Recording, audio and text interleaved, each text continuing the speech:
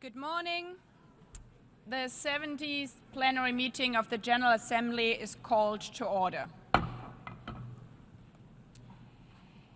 In keeping with established practice, I would like to invite the attention of the Assembly to document A/80/474, which contains a letter from the Secretary General addressed to the President of the Assembly, in which he informs the Assembly of Member States in arrears in the payment of their financial contributions to the United Nations within the terms of Article 19 of the Charter. I would like to remind delegation that under Article 19 of the Charter, a member of the United Nations which is in arrears in the payment of its financial contributions to the organization shall have no vote in the General Assembly if the amount of its arrears equals or exceeds the amount of the contributions due from it for the preceding 2 full years. The General Assembly may nevertheless permit such a member to vote if it is satisfied that the failure to pay is due to conditions beyond the control of the member. May I therefore take it that the Assembly takes note of the information contained in this document? It is so decided. The Assembly will resume its consideration of Agenda Item 110, entitled Report of the Secretary General on the Work of the Organization. The documentation under this item is listed in the Journal of the United Nations. The Secretary General will make a statement to brief on his priorities for 2026, after which the formal meeting will be suspended for an informal meeting for interventions from the membership. Thereafter, the formal meeting will resume for delegations to deliver statements under Agenda Item 110. After his departure, the Secretary General's seat at the podium may be occupied by his representative. If I hear no objection, we shall proceed accordingly. It is so decided. With regard to the resumed formal meeting later today, and as practiced already in informal meetings, and as an outcome of our reform debates, I stated in my letter dated January 6, 2026, to apply speaking time limits of 5 minutes for delegation speaking in the national capacity and 7 minutes for statements made on behalf of a group for debates on agenda items on a trial basis. While a formal decision on enforcing the speaking time limits also for mandated meetings, formal meetings, it will be taken at a later stage. I strongly encourage Member States anyhow to comply with the proposed speaking time limits already in today's formal meeting, which will follow the informal meeting this afternoon. Before giving the floor to the Secretary General to brief the Assembly on his priorities for 2026, I would like to take a moment to express my appreciation to you, Mr. Secretary General, as we are starting a new year, for your steadfast guidance and principled leadership at the head of this organization. No matter which kind of headwinds this organization is facing, you have reminded and remained an unwavering champion of our Charter and its principles, its 3 pillars, while also ensuring that our United Nations is fit for the 21st century through the UNAID reform process you have initiated. As we look ahead to the remainder of the 80th session, we do so strengthened by the strong example you have set. I look forward to working closely with you in the upcoming months to implement your priorities and the urgent tasks ahead. By this, I now give the floor to the Secretary General of the United Nations, His Excellency António Guterres, to brief the Assembly on his priorities for 2026.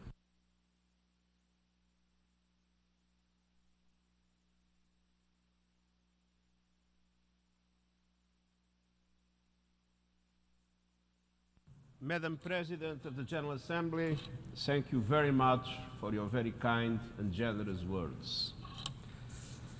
Excellencies, Happy New Year. I wish you and your families peace and health in 2026. It is tradition for the Secretary-General to come before the General Assembly and present priorities for the year ahead.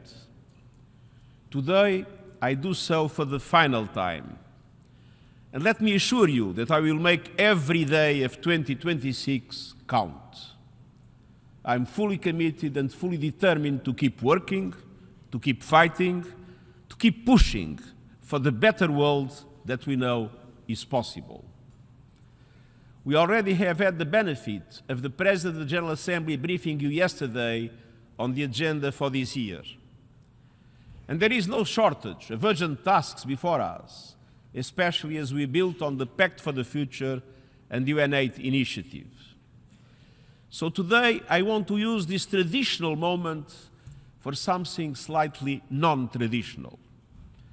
I want to look not only to this year, but beyond, and to speak candidly about the larger forces and mega trends shaping our world and the deeper challenges we must confront. Rather than a checklist, I want to zero on principles that must guide our work. But let me begin with the context. Excellencies, let's be clear. The context is chaos.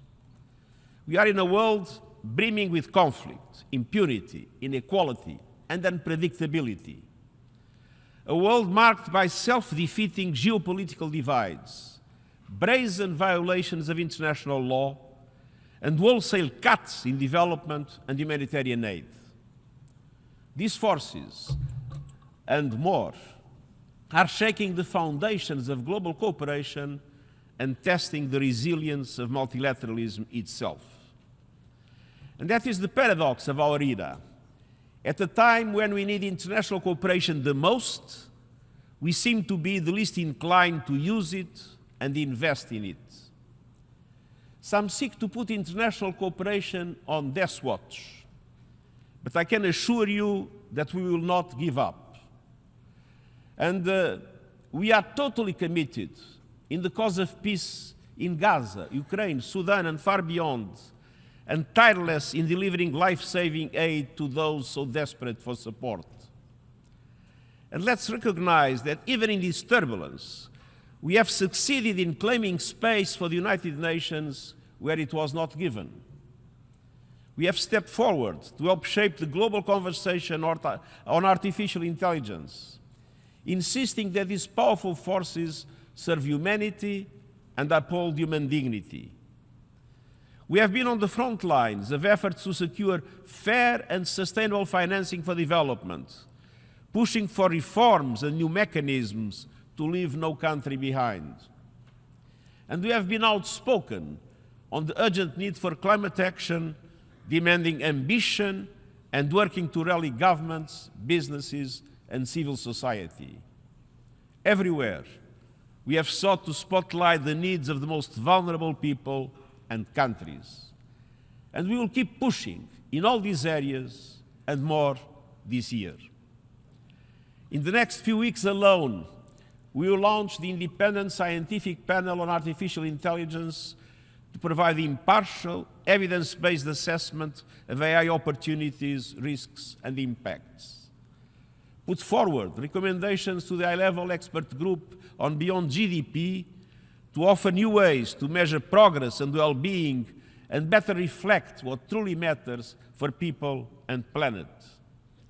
Begin a series of monthly meetings with you on the UN8 initiative to foster our ongoing dialogue and cooperation to best equip the UN for the future. Present initial assessments on the potential mergers of UNDP and UNOPS, as well as UN Women and UNFPA, to enhance efficiency and coherence in our development work. And advance on the peace operations review to make them more effective, responsible, and fit for today's complex challenges. And this is just a small taste of some immediate next steps. Across the board, it is full steam ahead. Excellencies, We are working in a time of dramatic change, and we need to reflect the world as it is. Disruptions do not have to be destructive. They can also be a force of construction.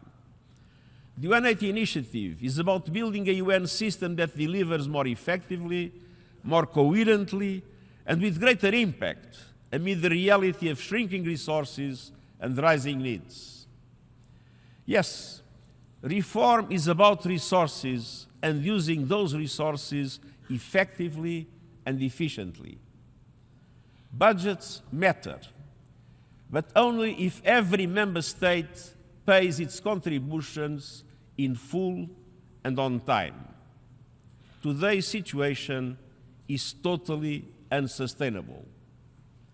Either all countries, without exception, honor their financial obligations under the Charter, which no longer seems to be the case, or member states must overhaul our financial rules to prevent a budget breakdown. I'll be writing to you in more detail on this matter. But reform must be far more than numbers on a spreadsheet. Reform must be about institutions that reflect today's world. 1945 problem solving will not solve 2026 problems. If structures do not reflect our times, our world, our realities, they will lose legitimacy. Consider the facts. Every day, the share of global GDP held by developed countries shrinks bit by bit. Every day, emerging economies grow in size, in strength, in influence.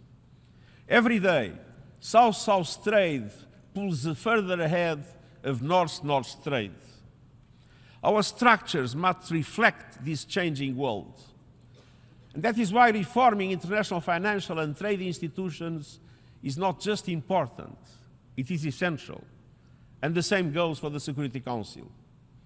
And I would add that it is manifestly in the interest of those who hold the most power to be on the front lines of reform.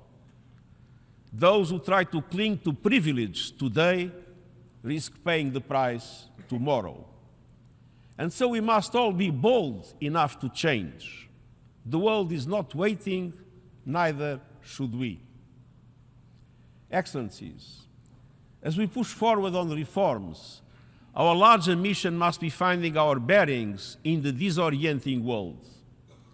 Let me boil it down to three principles that must be at the foundation of all our actions, not just for this year, but for our times. First, we must adhere to the UN Charter fully and faithfully. No ifs, no ands, no buts.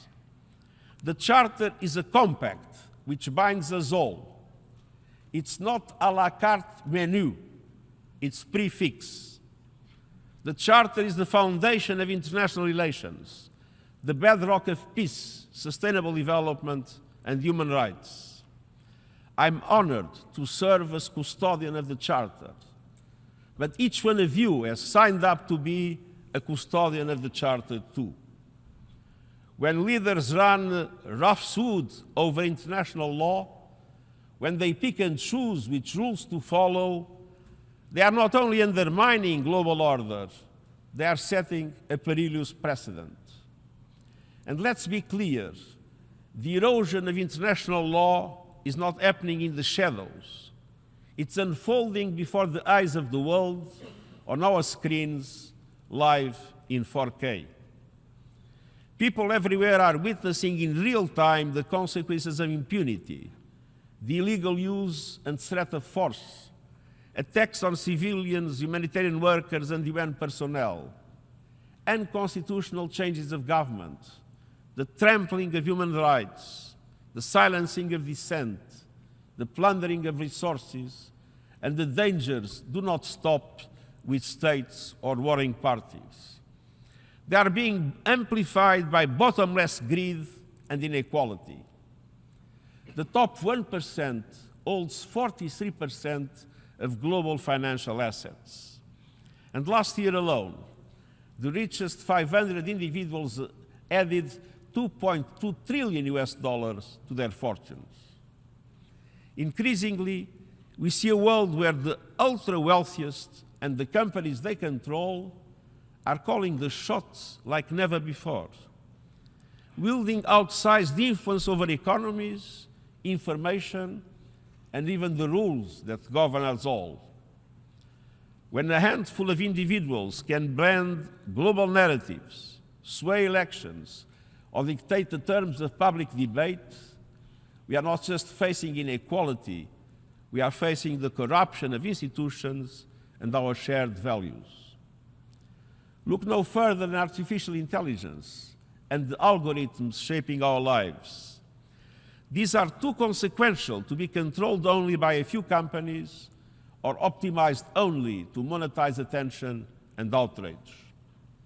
For instance, how do we protect our children from the tyranny of the algorithm? We must ensure humanity steers technology, not the other way around. And I thank you for your support for the independent scientific panel on AI and the global dialogue on AI governance. We need to keep working to build guardrails, accountability, shared standards, and the capacity to bridge the AI divide.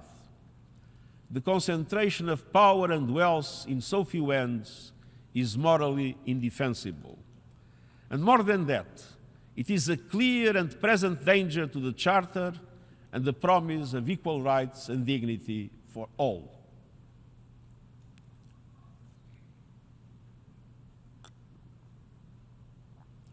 That leads to the second principle.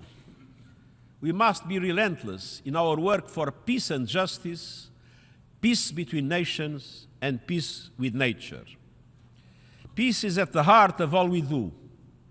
Yet, as we meet today, the snares of conflict have trapped millions of members of the human family in miserable, prolonged cycles of violence, hunger, and displacement. This suffering cannot go on.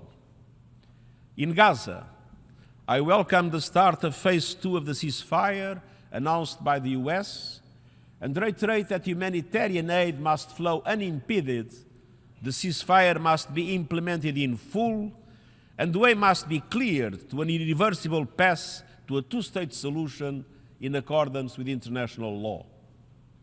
In Ukraine, where we must spare no effort to stop the fighting and achieve a just and lasting peace in line with UN Charter, international law, and UN resolutions.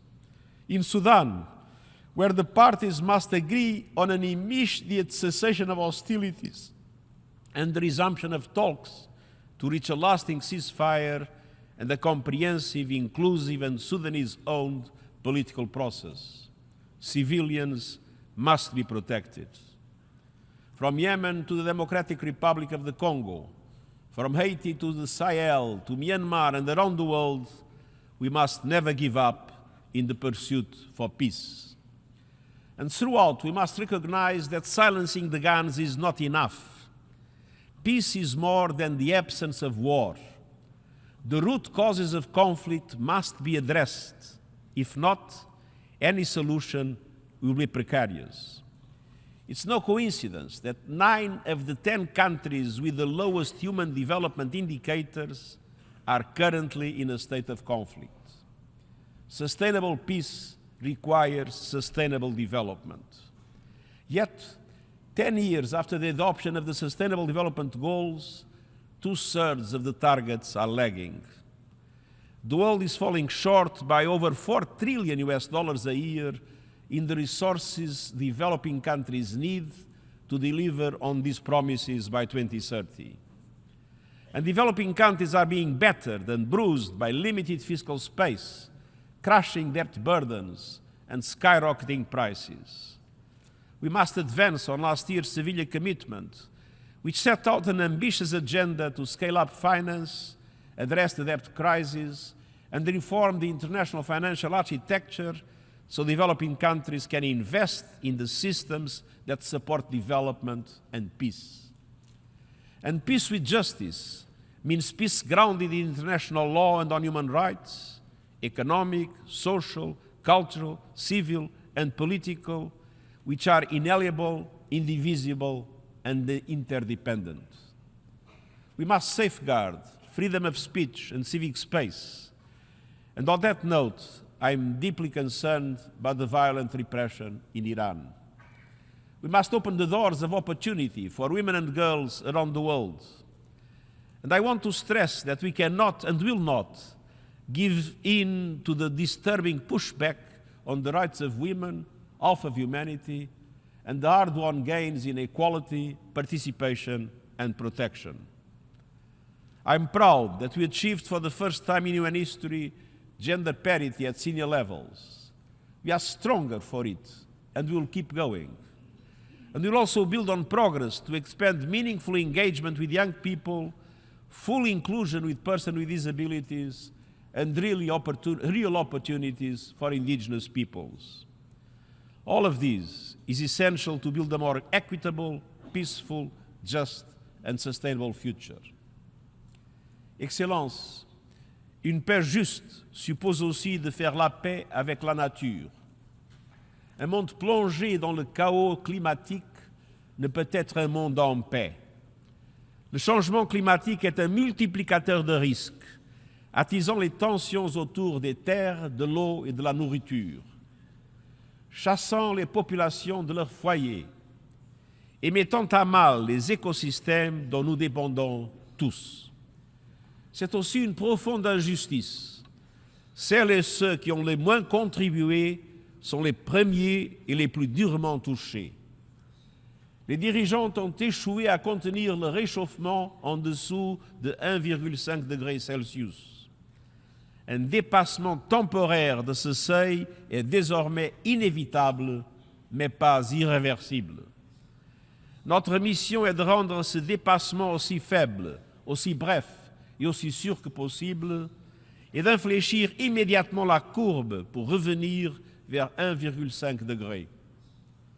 Concrètement, cela demande d'aller au-delà des plans climatiques nationaux pour réduire les émissions dès maintenant et continuer à les réduire. Accélérer une transition juste, ordonnée et équitable des combustibles fossiles vers les énergies renouvelables, doubler l'efficacité énergétique d'ici à 2030, développer les réseaux et les systèmes de stockage pour acheminer l'énergie propre partout, réduire les émissions de méthane et mettre fin à la déforestation. Honorer les promesses en matière d'adaptation et de pertes et dommages. Et garantir des financements abordables et prévisibles qui parviennent à celles et à ceux qui en ont besoin quand ils en ont besoin. Investir dans la justice climatique, c'est investir dans la paix et la sécurité. Car la vulnérabilité, où qu'elle soit, devient un risque partout, avec des répercussions sur les systèmes financiers, les chaînes d'approvisionnement et la stabilité mondiale. Third and finally, our priority must be to build unity in an age of division. Around the world, we see the risk of societies breaking down under the weight of racism, nationalist xenophobia, and religious bigotry. These poisons are corroding the fabric of communities, fueling division and distrust. The dangers are not abstract. They are visible in the daily lives of millions, supercharged by rhetoric and disinformation that seeks to exclude rather than embrace. And it's not enough to denounce these impulses ideologically or to simply say, this is wrong. Many people feel left behind. They see wealth around them, and yet they struggle to get by. They feel that rapid globalization, together with technological progress, have undermined their prospects. They look at large movements of people and are told falsely that identity is a zero-sum game. Demographic trends heighten the urgency. The demographic dividends cannot materialize if young people don't see the dividends in their own lives. At the same time, aging societies cannot afford to turn inward to build walls, literally or figuratively. Doing so is a recipe for stagnation and worse. Every country has the sovereign right within the law to manage its borders and ensure its security. But migrants and refugees also have rights, rights that must be respected and protected wherever they are. Our challenge and our priority must be to build welcoming societies, not walled-off citadels. Societies that invest in the software of social cohesion, inclusion, education and skills, decent jobs, and social protection with a new social contract. Societies that build communities where everyone's identity is respected and all feel they belong and are bound by shared civic values. Harmony is never accidental. It requires deliberate policy, resources, and political courage. If we fail to put our common humanity first, we risk losing everything that makes us strong. The choice is clear: inclusion or isolation, renewal or decline. We must build united societies in a world of united nations. Excellencies, I've spoken plainly because the times demand it. We cannot afford complacency, denial, or delay. We cannot be bystanders to injustice, indifference, or impunity. And we have the power to chart a different course. The Charter gives us our compass. Our pursuit for peace with justice gives us our purpose. And our common humanity gives us the imperative to act. The world is changing, often in ways that are unsettling, but also in ways that are inspiring. The forces of division and inequality are powerful, but so too is our capacity for solidarity and justice. Even in the rough seas of today, we can anchor our action in peace, dignity, and hope. That takes the best efforts of everyone. Let's never forget who we are and what we represent. The United Nations is a living promise, a promise that despite our differences, we will solve problems together. Let's keep that promise. Let's never give up. The stakes could not be higher and the time could not be shorter. And I thank you.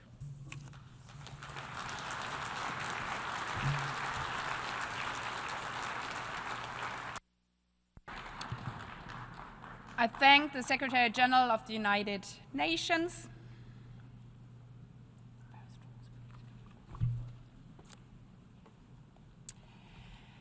As mentioned earlier, I will now suspend the meeting for an informal meeting. The formal meeting will resume thereafter for delegations to deliver statements under agenda item 110. The formal plenary meeting is now suspended. I call to order this informal meeting on the priorities of the Secretary General of the United Nations for 2026. This meeting will not have a pre-established list of speakers. In order to request the floor, delegations are kindly requested to press the microphone button. Those speaking on behalf of a group should inform the Secretariat in order to be given priority in the speaking order. As stated in my letter dated January 6, 2026, speaking time during this informal meeting shall be limited to 3 minutes for delegations speaking in their national capacity and 5 minutes for statements made on behalf of a group of states. To assist delegations in managing their time, a counter and clock will be displayed on the screens. Please be advised that these time limits will be strictly enforced, including through the use of automatic microphone cutoff when the allowed time has expired. I thank you for your cooperation. As mentioned earlier, this segment will be followed by the resumption of the formal meeting, in which delegations will have an opportunity to deliver statements under agenda item 110. By this, I give the floor to His Excellency Mario Lubetkin, Minister for Foreign Affairs of Uruguay, on behalf of the Group of 77 and China, followed by the European Union and Palau. Thanks, Ms. President. Es un honor pronunciar esta declaración en nombre del Grupo de los 77 y China. El Grupo de los 77 expresa el agradecimiento al secretario general por la exposición de las prioridades para el 2026. Reconocemos que nuestro mundo continúa enfrentando desafíos complejos e interrelacionados que requieren una acción inmediata y coordinada, entre ellos los impactos cada vez mayores del cambio climático, la pobreza, el hambre, el aumento de los niveles de endeudamiento, la limitada financiación a los ODS, la pérdida de la biodiversidad, la creciente brecha digital y las medidas coercitivas unilaterales, así como la guerra y los conflictos persistentes que agravan la necesidad humanitaria en un contexto de disminución de recursos disponibles para atenderlos. El grupo reafirma su apoyo al reiterado llamado del secretario general a reconstruir la confianza y restaurar la esperanza mediante un multilateralismo inclusivo. Subrayamos la necesidad urgente de abordar las causas, raíz de los conflictos, poniendo énfasis en la paz duradera y en medidas para fortalecer la resiliencia, en particular en los países en desarrollo desproporcionadamente afectados por la inestabilidad.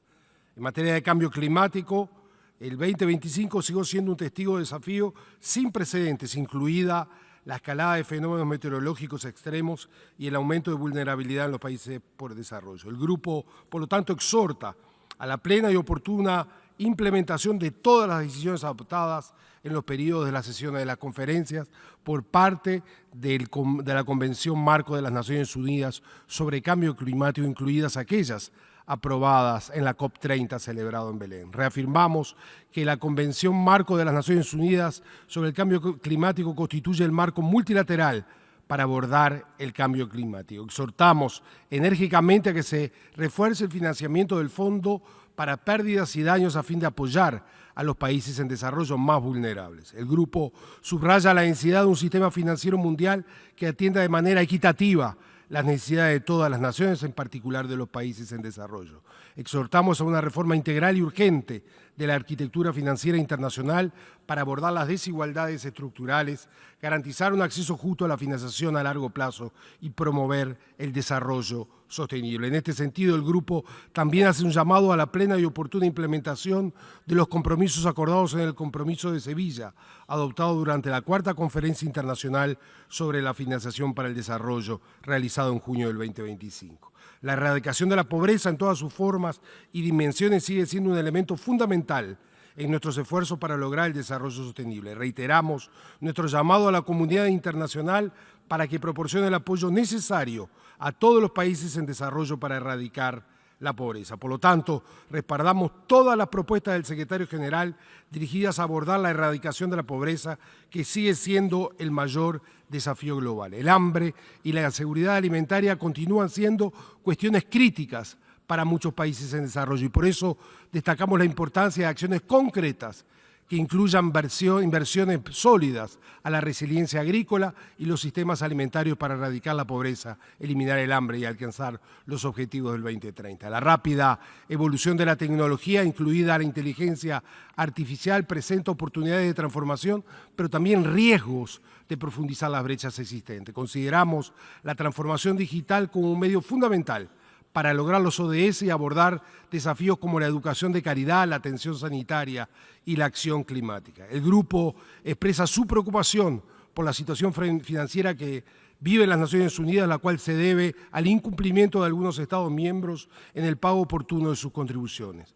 Instamos a los Estados miembros a cumplir sus compromisos financieros en su totalidad y de manera puntual a fin de evitar socavar el proceso y los mandatos críticos. Al mismo tiempo expresamos nuestra empatía con aquellos que no pueden cumplir sus obligaciones debido a circunstancias fuera de su control. En el 2026 nos ofrece oportunidades significativas para acelerar el progreso como el Foro de Seguimiento sobre la Financiación para el Desarrollo, el Foro Político de Alto Nivel sobre el Desarrollo Sostenible, la Reunión Especial sobre Integridad Financiera y la implementación del Panel Científico de Independencia sobre Inteligencia Artificial, el primer diálogo global sobre la gobernanza de la inteligencia artificial, entre otros. El grupo está dispuesto a participar de manera constructiva en el proceso UN 80 en el 2026 con el objetivo de garantizar que los mandatos se adecúen a los propósitos, que los recursos se utilicen de manera eficaz y que las prioridades de los países.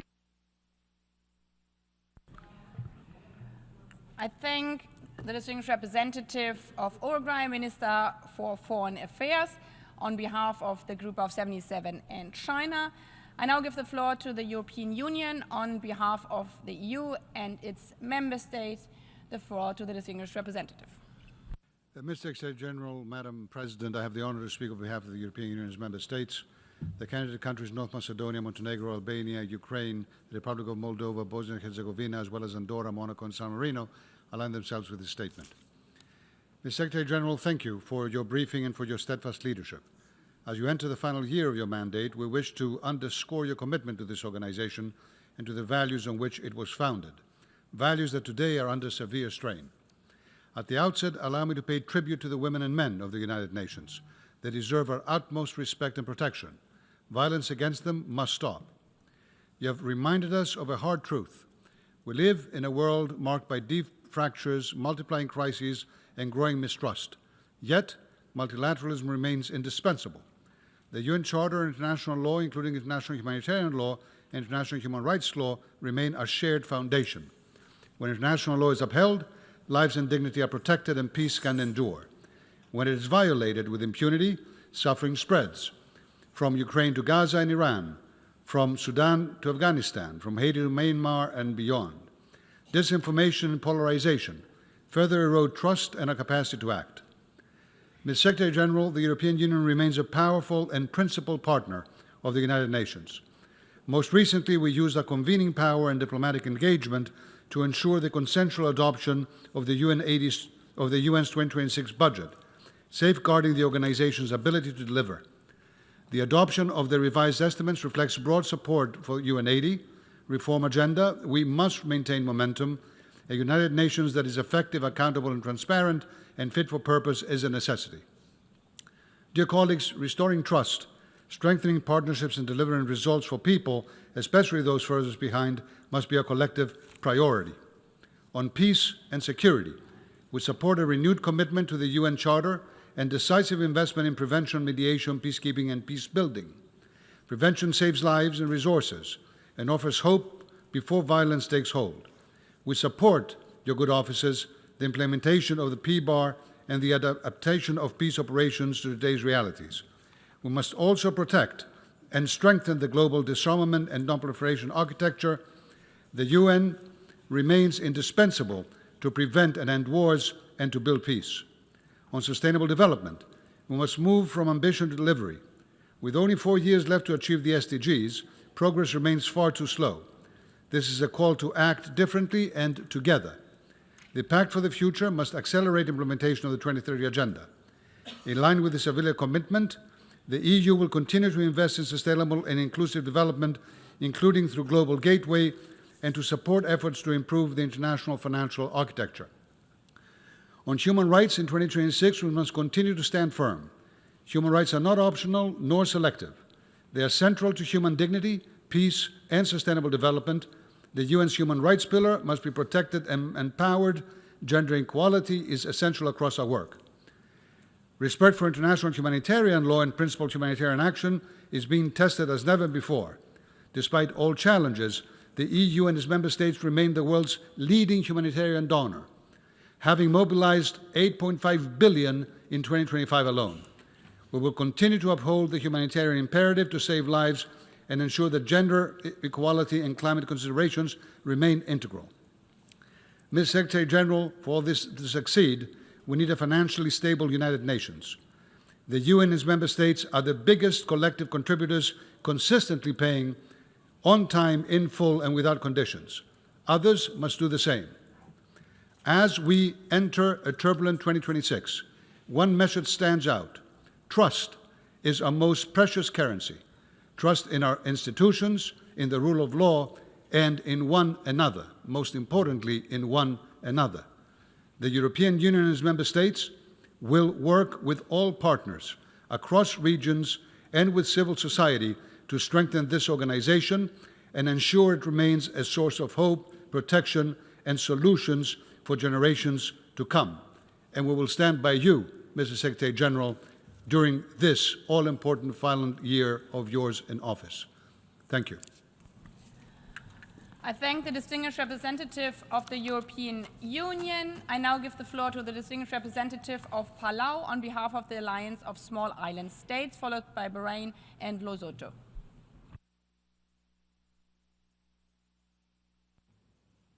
Madam President, I have the honor to deliver this statement on behalf of the Alliance of Small Island States, AOSIS.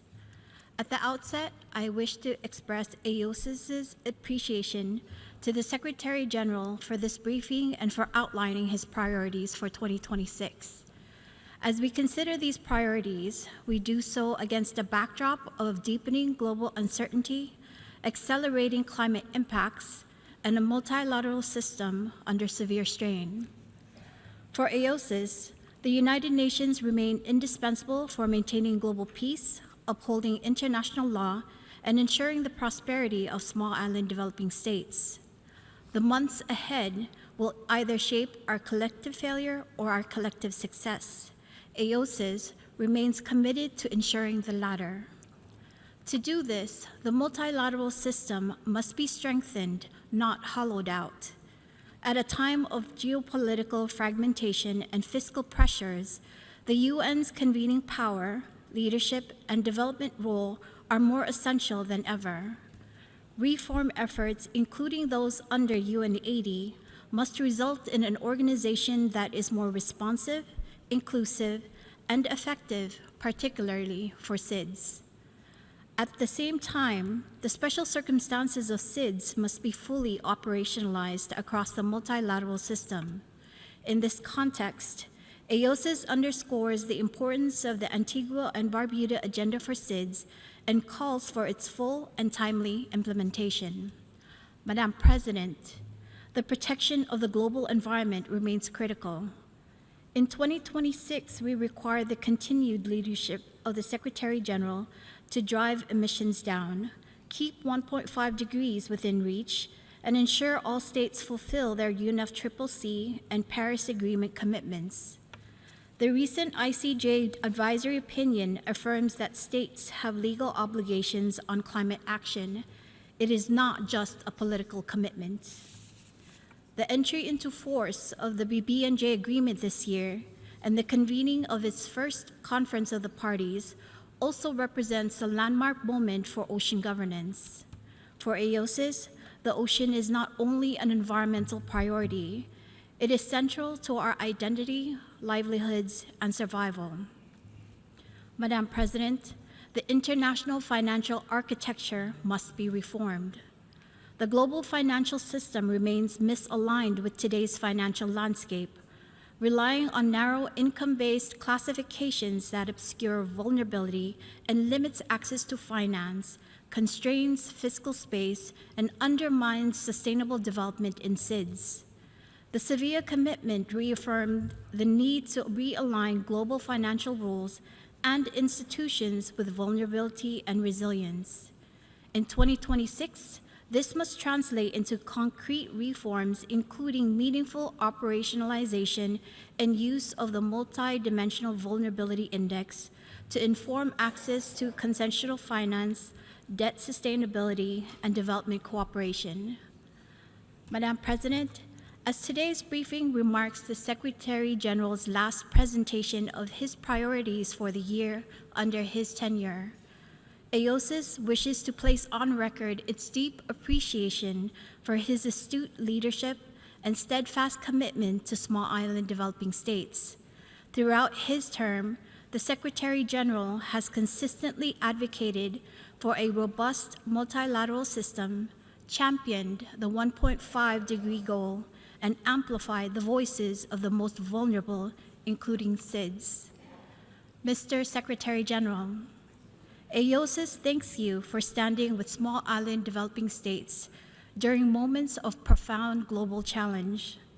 We look forward to continuing this work with you over the next 12 months, guided by the principles of solidarity, equity, and justice that you have so clearly championed over the last 9 years. I thank you. I thank the distinguished representative of Palau on behalf of the Alliance of Small Island States. I now give the floor to the distinguished representative of Bahrain on behalf of the Gulf Cooperation Council.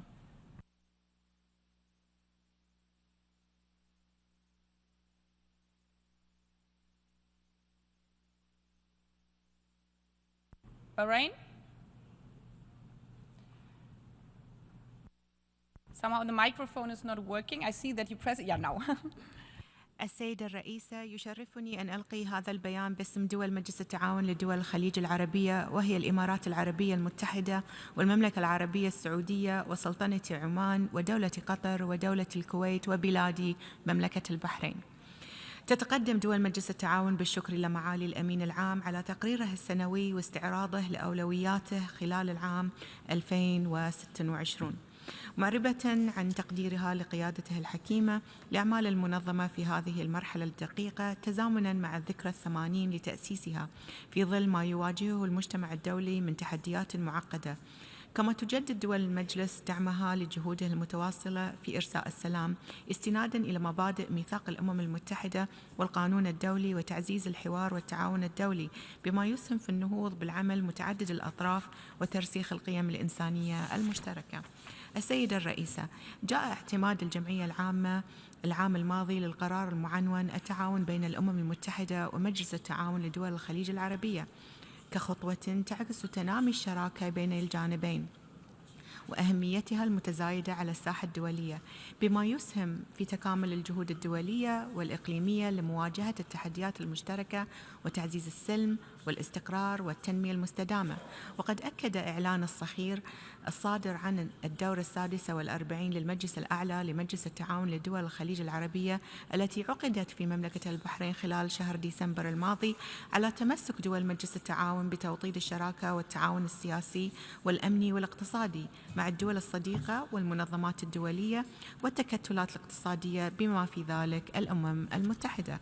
وحرصاً على تحقيق سلام عادل ودائم في الشرق الأوسط، رحبت دول المجلس بمخرجات قمة شرم الشيخ للسلام، مؤكدة دعمها الكامل للجهود الرامية إلى ضمان الالتزام الكامل ببنود اتفاق إنهاء الحرب في قطاع غزة وتيسير إيصال المساعدات الإنسانية وإعادة الإعمار وتعزيز الجهود والمساعي المؤدية إلى إقامة دولة فلسطينية مستقلة ذات سيادة على حدود 4 يونيو 1967 وعاصمتها القدس الشرقية، وفقاً لحل الدولتين ومبادرة السلام العربية وقرارات الشرعية الدولية. وفي هذا السياق ترحب دول مجلس التعاون باعتماد الجمعية العامة للأمم المتحدة لإعلان نيويورك. السيدة الرئيسة، في ظل التحولات الرقمية المتسارعة، تؤكد دول مجلس التعاون أهمية تسخير التكنولوجيا والذكاء الاصطناعي والأمن السيبراني على نحو مسؤول يخدم الإنسانية.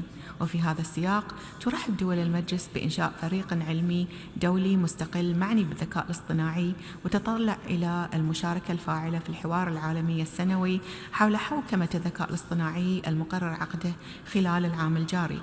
وتشاطر دول مجلس التعاون المجتمع الدولي القلق إزاء ظاهرة تغير المناخ، وترحب بعقد مؤتمر الأمم المتحدة للمياه 2026 في دولة الإمارات العربية المتحدة بالشراكة مع جمهورية السنغال، باعتباره محطة مهمة لدعم تحقيق الهدف السادس من أهداف التنمية المستدامة وتعزيز الأمن المائي والتصدي لتحديات تغير المناخ. السيدة الرئيسة، فيما يتعلق بجهود إصلاح منظومة الأمم المتحدة وخاصة مبادرة UN80، تؤكد دول مجلس التعاون أهمية أن تكون العملية شاملة وشفافة وتقودها الدول الأعضاء، بما يحافظ على الطابع الحكومي الدولي للمنظمة ودورها في تعزيز التنمية المستدامة والسلم والأمن الدوليين. كما تشدد على أهمية أن تركز الإصلاحات على تعزيز كفاءة وفعالية المنظومة دون المساس باختصاصات أجهزتها الرئيسية. وفي الختام، تؤكد دول مجلس التعاون ضرورة تكثيف الجهود الدولية من خلال الاستحقاقات الأممية الرئيسة المقرر عقدها خلال عام 2026، بما يسهم في دعم تنفيذ أهداف التنمية المستدامة وتحقيق المصلحة المشتركة للإنسانية جمعاء. وتجدد حرص دول المجلس على العمل الوثيق مع الأمين العام ومنظومة الأمم المتحدة لمواجهة التحديات الراهنة. وشكرا السيدة الرئيسة. I thank the distinguished representative of Bahrain. On behalf of the Gulf Cooperation Council, I now give the floor to the distinguished representative of Lesotho on behalf of the African Group, followed by El Salvador and the Philippines.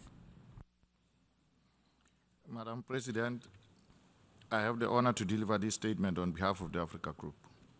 We thank you, Madam President, for convening this important meeting. The Africa Group expresses its appreciation to the Secretary General for his briefing on his priorities for 2026. We meet at a time of unprecedented challenges. Conflicts ravage multiple regions, including our continent. The climate emergency intensifies. Poverty and inequality persists, threatening decades of development gains. In this context, Africa remains firmly committed to the United Nations and the purposes and principles enshrined in its charter. On peace and security, the Africa Group notes with concern that the continent continues to bear a disproportionate burden of conflict and humanitarian crisis. From the Sahel to the Horn of Africa, millions of our citizens suffer the consequences of instability. The group calls upon the Secretary General to intensify support for Africa-led peace initiatives and genuine partnership with the African Union and regional economic communities. It further reiterates the importance of the full operationalization of the Security Council Resolution 2719 on financing for African Union-led peace support operations authorized by the Security Council. On sustainable development, the Africa Group is deeply concerned that with less than 5 years to the 2030 deadline, progress on the Sustainable Development Goals remains inadequate in Africa. The COVID-19 pandemic, climate impacts, rising debt levels, and geographical tensions have reversed development gains. We therefore call upon the Secretary General to ensure that the United Nations system prioritizes support for developing countries in accelerating progress towards the SDGs. The commitments made in the Seville commitment must be translated into concrete actions, and the international financial architecture must be reformed to address unsustainable debt burdens and ensure adequate access to concessional financing for African countries. On climate change, Africa remains the most vulnerable continent to adverse climate impacts, despite contributing the least to global emissions. We call upon the Secretary General to continue advocating for ambitious climate action and adequate climate finance. Madam President, on the UN 80 initiative, the Africa Group supports efforts to make the United Nations more effective and fit for purpose. However, reform must be strengthened rather than weaken the organization's capacity to deliver, particularly for developing countries. The mandate implementation review must be conducted transparently, inclusively, and with full respect for intergovernmental processes. The Africa Group reiterates that Security Council reform remains essential. The Council's current composition does not reflect contemporary realities and perpetuates historical injustice. We therefore reiterate our call and as articulated in the Ezulini Consensus and the Sirte Declaration for Africa to be allowed no fewer than 2 permanent seats with all prerogatives and privileges of permanent membership, including the right of veto, as well as 5 non-permanent seats. As we approach the selection of the Secretary General, the Africa Group emphasizes the importance of a transparent, inclusive, and merit-based process. In conclusion, the Africa Group reaffirms its commitment to multilateralism and the United Nations. We stand ready to work constructively with the Secretary General and the President of the General Assembly and all member states. Through genuine partnership and shared commitment to the Charter, we can build a more peaceful, prosperous, and sustainable world. I thank you. I thank the distinguished representative of Lesotho on behalf of the African Group. I now give the floor to El Salvador, also on behalf of Estonia. Thank you, Mr. Secretary General, for briefing us and also for the clarity of your vision for 2026 that you have shared with us today. I take the floor on behalf of the co-chairs of the Global Dialogue on Artificial Intelligence Governance, El Salvador and Estonia. This dialogue will be an important issue of the organization's work in the year ahead.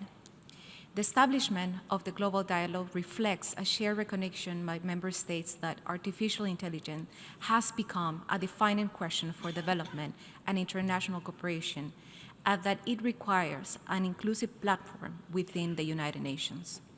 This platform brings countries together while also enabling the meaningful participation of relevant stakeholders whose perspectives, expertise, and experience can contribute to inform, balance, and forward-looking discussion on its international aspects. As co-chairs, we see the Global Dialogue as an opportunity to foster trust, mutual understanding, and cooperation in a rapidly evolving and increasingly complex global landscape. it is intended as a space that builds on existing efforts, promotes coherence, and benefits from the complementarity contributions of governments, international organizations, the private sector, academia, the technical community, and civil society in a manner that is inclusive and respectful of different roles and mandates.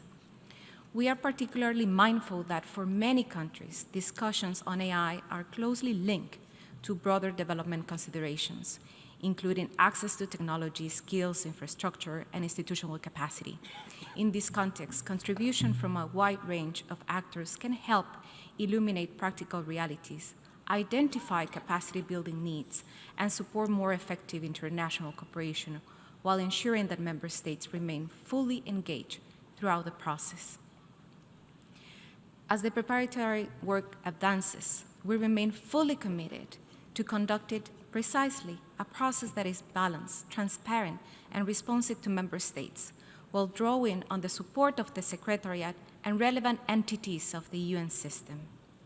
In this regard, Mr. Secretary General, your continued engagement will be essential to ensuring that the first global dialogue is truly meaningful, credible, and widely owned, and that it contributes constructively to the organization's work in the year ahead, and obviously all member states. I thank you, Madam President. I thank the distinguished representative of El Salvador on behalf of the co-chairs. I now give the floor to the distinguished representative of the Philippines on behalf of the like-minded group for middle-income countries, followed by Fiji and Nepal. Thank you, Madam President. I have the honor to speak on behalf of the like-minded group for middle-income countries composed of Armenia, Belarus, Chile, Colombia, Costa Rica, Dominican Republic, Ecuador, El Salvador, Guatemala, Honduras, Jamaica, Lebanon, Mexico, Morocco, Namibia, Panama, Peru, the Philippines, and Uruguay. We thank the Secretary General for his briefing on priorities for 2026. May I also extend our commendation of the Secretary General's exemplary leadership and commitment to the causes of peace, development, and the UN Charter. With multilateralism and the United Nations confronted by serious challenges, we must all continue to work together for sustainable development. As reflected in the latest report of the Secretary General on development cooperation with middle-income countries represent more than half of UN membership, are home to more than 70% of global population, contribute a third of global GDP, and our development is setting the pace of progress on the Sustainable Development Goals. At the same time, most of the world's poor reside within middle-income countries. Hence, addressing the middle-income trap remains an imperative for the international community. The Makati Declaration strongly calls for paving the pathways of transition for middle-income countries. The LMG mix will pursue the following 6 priorities in engaging in the work of the UN this year. First, we look forward to consultations on the elaboration of a strategic plan of action for middle-income countries, as mandated in the recent resolution, Development Cooperation with Middle-Income Countries.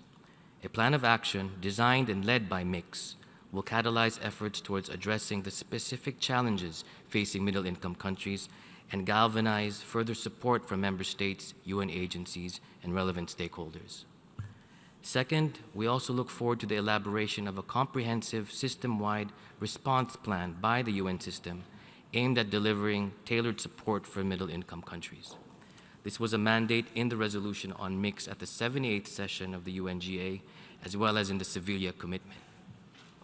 Third, we will actively participate in the process of advancing metrics beyond GDP.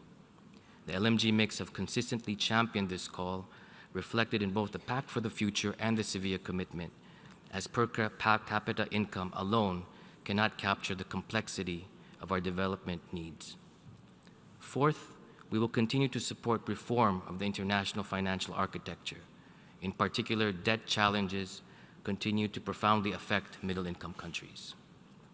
Fifth, in line with the Sevilla commitment, we underscore that South-South and triangular cooperation are essential for advancing the SDGs in middle-income countries, enhancing their impact through deeper partnerships, knowledge sharing, and innovative financing. we will strengthen regional mechanisms to ensure that these modalities remain demand-driven and fully aligned with mixed priorities. Sixth, we firmly believe that the UN 80 process should not dilute agreed goals and aspirations, especially the 2030 Agenda. The UN must continue to deliver in the development pillar while striving for more efficiency. In this regard, discussions on reforms of the organization should take into full account the specificities of middle-income countries for greater effectiveness and impact.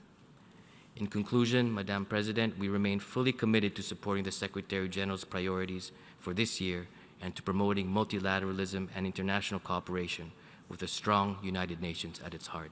Thank you. I thank the distinguished representative of the Philippines on behalf of the like-minded group for middle-income countries. I now give the floor to the distinguished representative of Fiji on behalf of the Pacific Small Island Developing States. Madam President, Excellencies and colleagues, Mr. Secretary General, it is an honor to be present today to listen to your priorities for 2026. Thank you very much.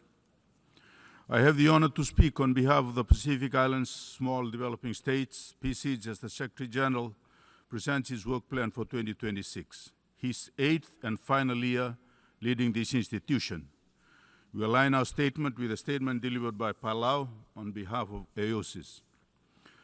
Mr. Secretary General, you assumed leadership at a time when the foundations of multilateralism were being tested through wars, pandemics, climate catastrophes, and eroding trust between nations. You have provided something both rare and essential, a virtuous and humble resolve. For the Pacific Small Island Developing States, your leadership represents something unprecedented.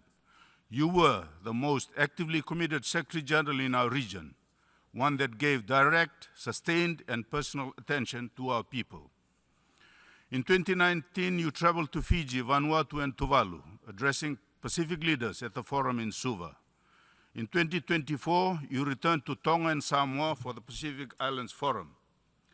Last year, you visited Papua New Guinea in early September before you joined our leaders virtually from New York when they gathered in Honiara.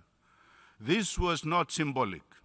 You understood that challenges facing SIDS are central to questions of international law, human security, climate justice, and the future of multilateralism itself. Mr. Secretary General, you have named climate change what it is, the defining security threat of our age. When you stood on Pacific soil and declared, if we save the Pacific, we save the world, you transformed our fight for survival from a regional concern into a global priority. The Paris Agreement's 1.5-degree target, which you have defended relentlessly, is not an abstract number for us. It is the difference between adaptation and extinction. You have navigated circumstances that would have broken lesser leaders. COVID-19, multiplying armed conflicts, sustained assault on the multilateral system itself. Through it all, you have maintained unwavering commitment to the UN Charter's principles, even when it cost you political capital, even when powerful member states objected, even when silence would have been easier. Your support for the MVI, your advocacy for climate finance that reaches those most in need, your championing of the Pacific Resilience Facility, this reflects a Secretary General who understands that justice cannot be separated from development. You have spoken truth to power, all powers, when human rights were violated, when international law was breached, when the vulnerable were abandoned. You have refused to let the UN become merely an instrument of great power politics. As you enter your final year, we acknowledge the weight you have carried, the criticism you have endured from all sides, a sure sign you have remained faithful to the institution rather than to any faction. The challenges have not diminished, but you have given us proof that this institution remains essential, that multilateralism remains humanity's best hope, that moral leadership still matters. And you have given the PSID something we have never received before, recognition demonstrated through your personal presence, not once, but twice, that our survival is not negotiable, that our voices matter, that our place in this assembly is essential to the legitimacy and future of the United Nations itself. The Pacific Small Island Developing States stand with you. We support your vision. We will advocate for resources you need. We will defend the principles you have upheld. The Pacific has a tradition of wayfinding, navigating vast ocean, using stars, currents, and ancestral knowledge when others see only chaos. You have been a wayfinder for this institution through some of the darkest waters since the Second World War. As you chart the course of your final year, know that you do not stand alone. We thank you for your service. We honor your integrity. We pledge your continued support. Thank you. I thank the distinguished representative of Fiji on behalf of the Pacific Small Island Developing States. I now give the floor to Nepal on behalf of the least developing countries, followed by Guyana and Romania. Madam President, Mr. Secretary General, Excellencies, distinguished delegates. The group of the LDCs deeply appreciate the Secretary General for his briefing on the priorities for 2026. We highly value these priorities at a time of profound global uncertainty and the imperative for a stronger and inclusive multilateralism to address global crises and challenges we are facing. We commend you, Mr. Secretary General, for your steadfast leadership and the commitment to a more robust, responsive, and effective multilateral systems with the UN at its core. Madam President, let me highlight a few priorities for the LDCs. First, as multiple global crises continue to disproportionately affect LDCs, we call for a systemic response to these intersecting challenges. This requires scale of constitutional finance, comprehensive and timely debt treatments, decisive progress on the SDG stimulus, including SDR rechanneling and state contingent instruments, and climate action that advances adaptations, loss and damage, and just transitions, reflecting the special circumstances of the LDCs. Global governance reforms must be designed and implemented with the full and effective participation of the LDCs. We underscore the urgency of timely, fully, and effective implementation of the SABIA commitment on financing for development. Second, despite significant headwinds, LDCs continue to demonstrate resilience and make concrete progress on the graduations, with 14 more countries on the graduation pathway. The Secretary General once said, I quote, "Graduations must be a reward, never a punishment," unquote.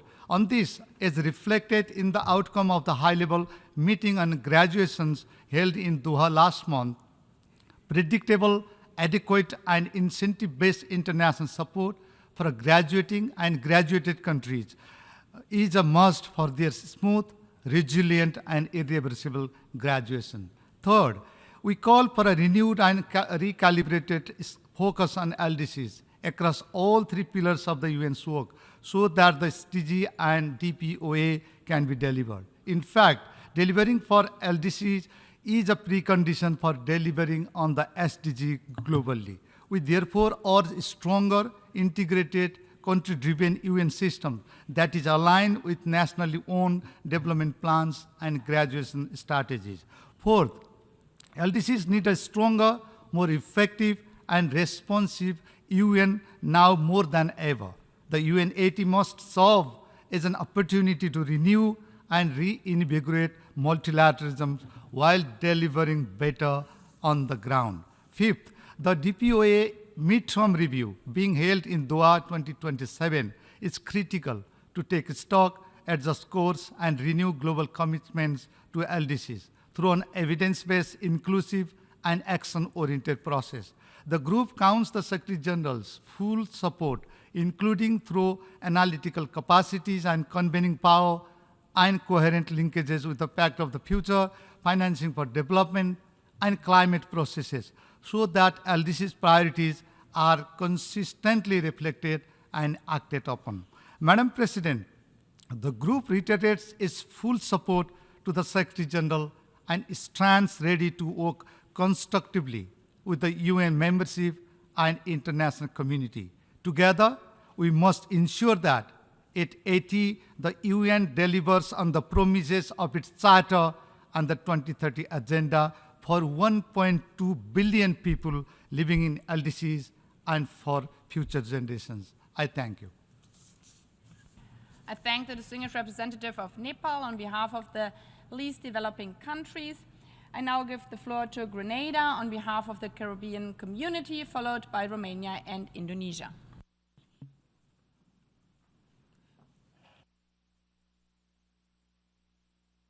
President.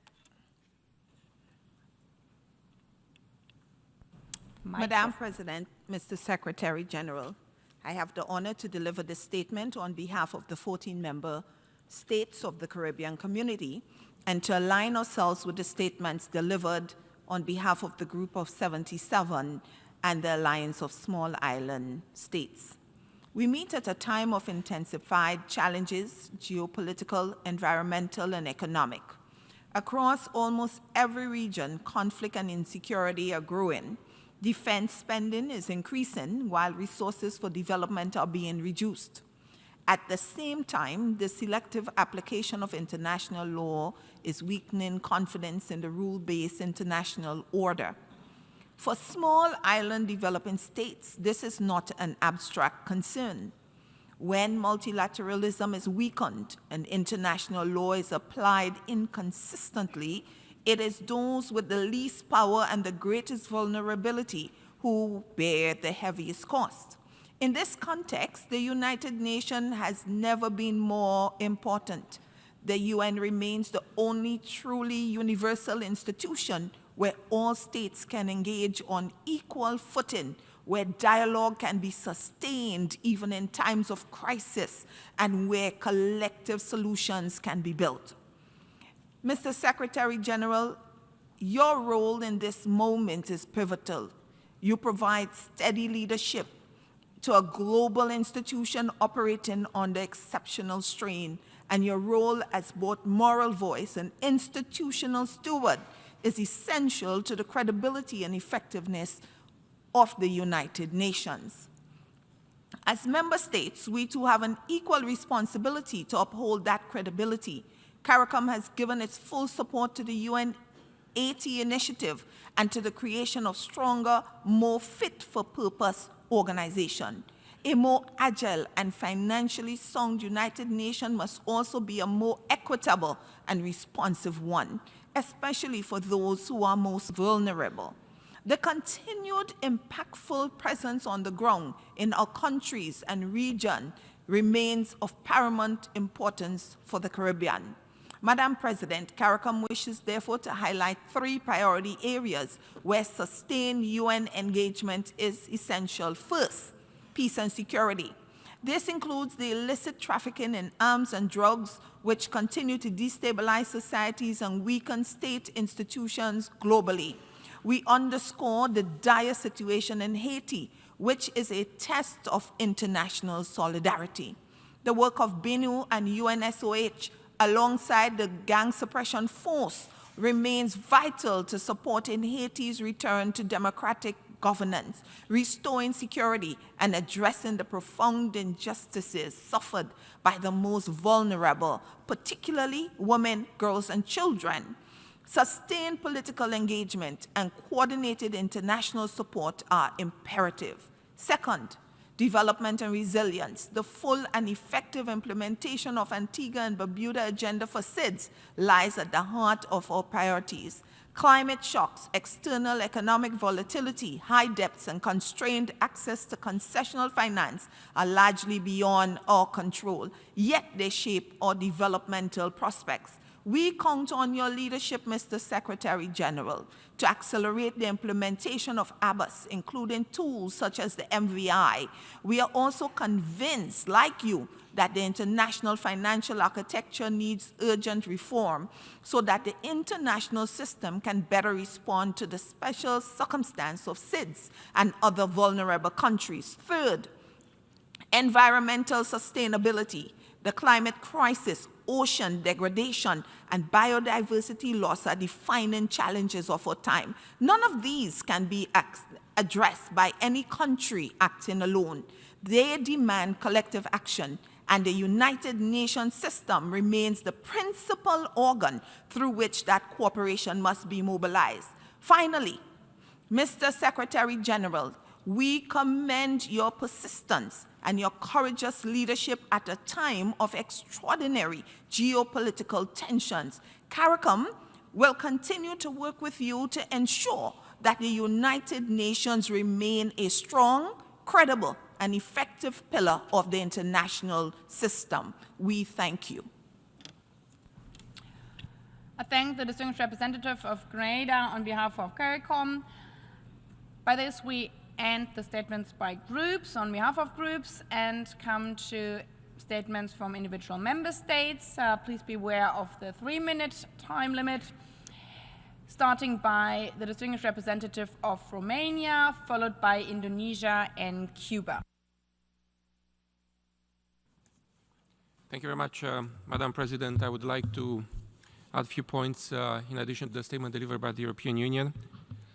And I would like first and foremost to thank the Secretary General for a very candid outlook on the current state of play in the international community. We do hear and fully share your call, Mr. Secretary General, and the urgency to rise up to meet the multidimensional challenges threatening the very fabric of our multilateral architecture. The 80th UN anniversary coincides with a pivotal moment for the organization, and a predictable and stable environment where member states can enjoy security, prosperity, and the protection of fundamental freedoms is dependent indeed on a solid international legal order. I do want to echo your call on member states respecting strictly the UN Charter and its principles, but also the purposes. They are non-negotiable indeed if we want to restore trust in the international community and achieve peace. We also acknowledge the need to have an honest assessment and prepare an adequate response to make the UN more fit for purpose 8 decades later on. And Romania strongly supports your bold UN 80 initiative reform agenda, and we believe that indeed it is the best vehicle to strengthen the multilateral system and equip the necessary means, the United Nations with the necessary means to respond to current challenges. It is in this spirit, Secretary General, that Romania undertook with the responsibility of the co-chairmanship of the negotiations on the revitalization of the work of the General Assembly together with our colleagues from South Africa during the previous session, and we are pleased that Resolution 79327 is indeed a good baseline for ongoing discussions on the UN 80, as well as on the process for the selection and appointment of the Secretary General. We expect the upcoming consultations to build on the commitments undertaken collectively in Resolution 79327 in compliance with our responsibility to implement mandates, and I look forward to continue working closely with my colleague from St. Kitts and Nevis. You have mentioned the mergers of a number of entities in the UN system. As I have been appointed as president of the UNDP, UNFPA, UNOPS board, I do look forward to turn every stone together with board members, but also with member states, and to identify the best option for advancing these proposed mergers, which I have to say it was a very courageous idea, which in time matured and morphed into a quite significant and dynamic debate between the bureaus of those boards and with the Secretariat, and we are indeed committed to pushing forward this reform agenda and to make sure that the consultation process will. I thank the distinguished representative of Romania. I now give the floor to the distinguished representative of Indonesia. Thank you, Madam President, and I also wish to thank the Secretary General for his important and insightful briefing. The Secretary General's report and briefing convey stark assessment of the deepening challenges and chaos confronting humanity on all fronts. Yet he also conveys vision and determination. And in this regard, allow me to start by extending Indonesia's heartfelt appreciation to the Secretary General for his relentless work in defending multilateralism, in defending humanity. The road ahead will be even more challenging. Expectations are high that we will continue to have a Secretary General who safeguards multilateralism and defends international law. Having an inclusive, transparent, and accountable process is key. Madam President, this year begins with fundamental questions about the limits of multilateralism and the sanctity of international law. History tells us that a global order built on power alone is not sustainable. Indonesia's experience in our own region shows that an international order better delivers when it embraces, not dominates. In this regard, I wish to call for two urgent actions. First, rebuild trust and predictability. Upholding multilateralism and international law is the only path to peace. Multilateralism must be re-anchored in problem-solving, not power rivalries. An a la carte approach to international law will only open a dangerous Pandora's box. Second, transform uncertainty into opportunity. We must seize the UN 80 to reinforce the UN as an effective, inclusive platform for collective actions. We must continue to advance sustainable development as part and parcel of a peaceful world. The Secretary General has repeatedly called for a more networked, inclusive, and effective multilateralism. It is timely to revive the call, working together in navigating complex challenges, including by accelerating the UN reform. Madam President, amidst a global outlook that is increasingly more and more chaotic, Indonesia continues to advocate for dialogue, cooperation, partnership, and multilateral solutions. As my President Prabowo Subianto underlined in this very hall last September, we must stand for a multilateral order where the weak do not suffer what they must, but live with the justice they deserve. Let us not retreat from multilateralism. Let us strengthen it together. Thank you. I thank the distinguished representative of Indonesia. I now give the floor to the distinguished representative of Cuba, followed by the United Kingdom and Germany. Señora Presidenta, señor Secretario General, Cuba se adhiere a las intervenciones realizadas por Uruguay y Palau en nombre del G77 y China y AOSIS respectivamente. Agradecemos la presentación del Secretario General. Como el propio Secretario General ha advertido, el mundo atraviesa una confluencia de crisis, conflictos, desigualdades crecientes, emergencia climática, debilitamiento del derecho internacional y desconfianza en las instituciones. La paz y la seguridad internacionales penden hoy de un hilo delicado, debido a las amenazas crecientes, las agresiones militares bajo pretextos infundados y la proliferación de ideas supremacistas y fascistas que irrespetan los principios de esta organización. Lo hemos dicho y no nos cansaremos de repetirlo. Condenamos enérgicamente la agresión militar de Estados Unidos contra Venezuela y ratificamos nuestro respaldo y solidaridad con ese hermano país y su gobierno. Esa cobarde agresión es un acto criminal, violatorio del derecho internacional, la Carta de la ONU y la proclama de América Latina y el Caribe como zona de paz. No debe haber una transgresión a la Carta sin una condena firme de la comunidad internacional, la ONU y su liderazgo. Ante este escenario, la ONU debe seguir siendo el foro por excelencia para abordar los desafíos globales y promover la cooperación internacional y el multilateralismo. En este sentido, instamos a centrar nuestros esfuerzos en detener sin demora el paradigma de la guerra y la coerción y de la imposición de la paz por medio de la fuerza. Necesitamos un mundo de paz, justicia social y respeto a la pluralidad cultural, étnica y religiosa. Erradicar las causas profundas de los conflictos, atender las desigualdades estructurales, la pobreza y el subdesarrollo y poner fin al colonialismo en todas sus formas y manifestaciones. Impulsar la reforma del actual orden económico internacional y de su arquitectura financiera. Los países del sur deben participar en pie de igualdad en la toma de decisiones a nivel global. Propiciar un compromiso renovado con la Agenda 2030 a menos de 5 años del plazo fijado para su cumplimiento.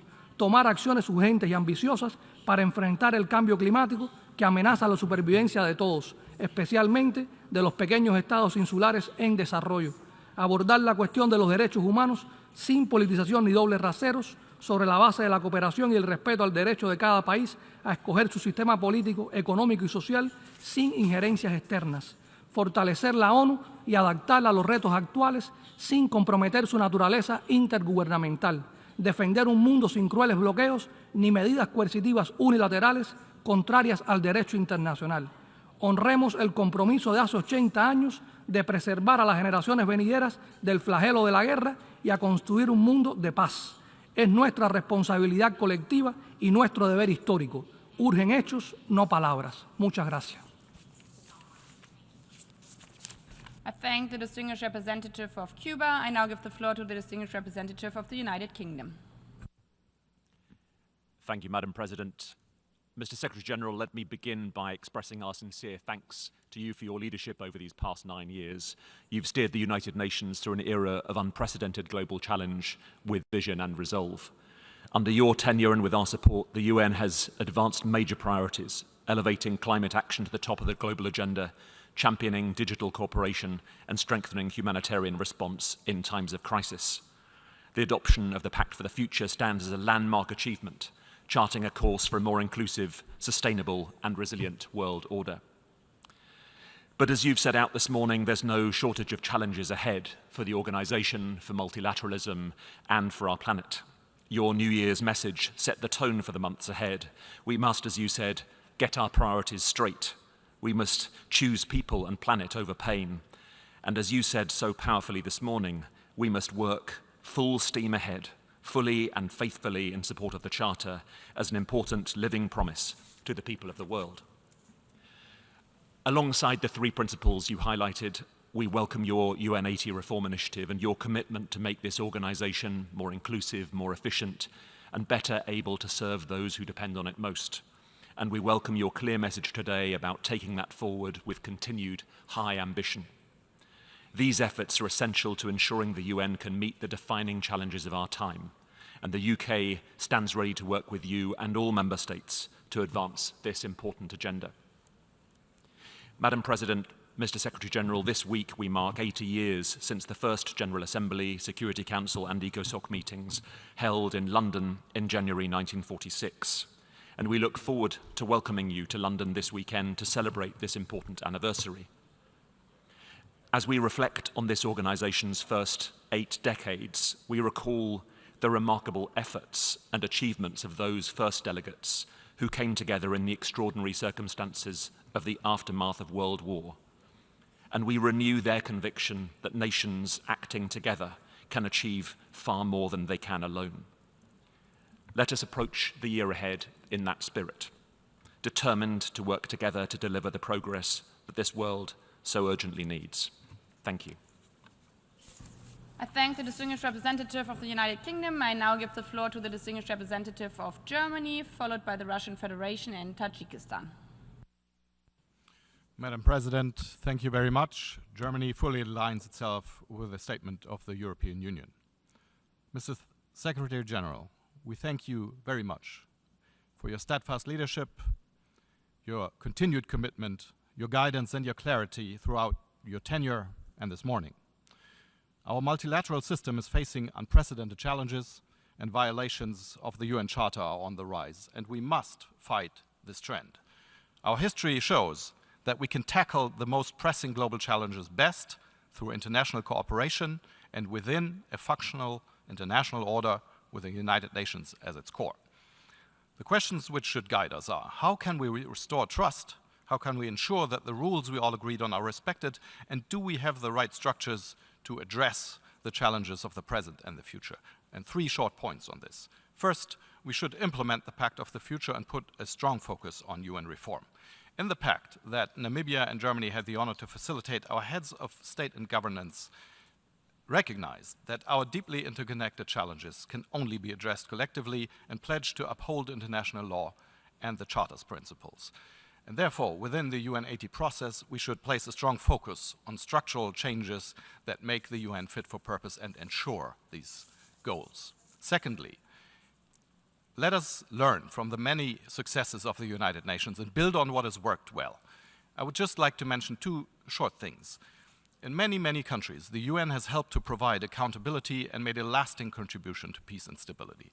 And some former recipients of UN stabilization efforts now share these experiences with others. Just by way of example, and I would like to commend these countries, we are delighted that Sierra Leone just concluded a successful non-permanent membership on the Security Council, and we are looking forward to Liberia's term on the Council.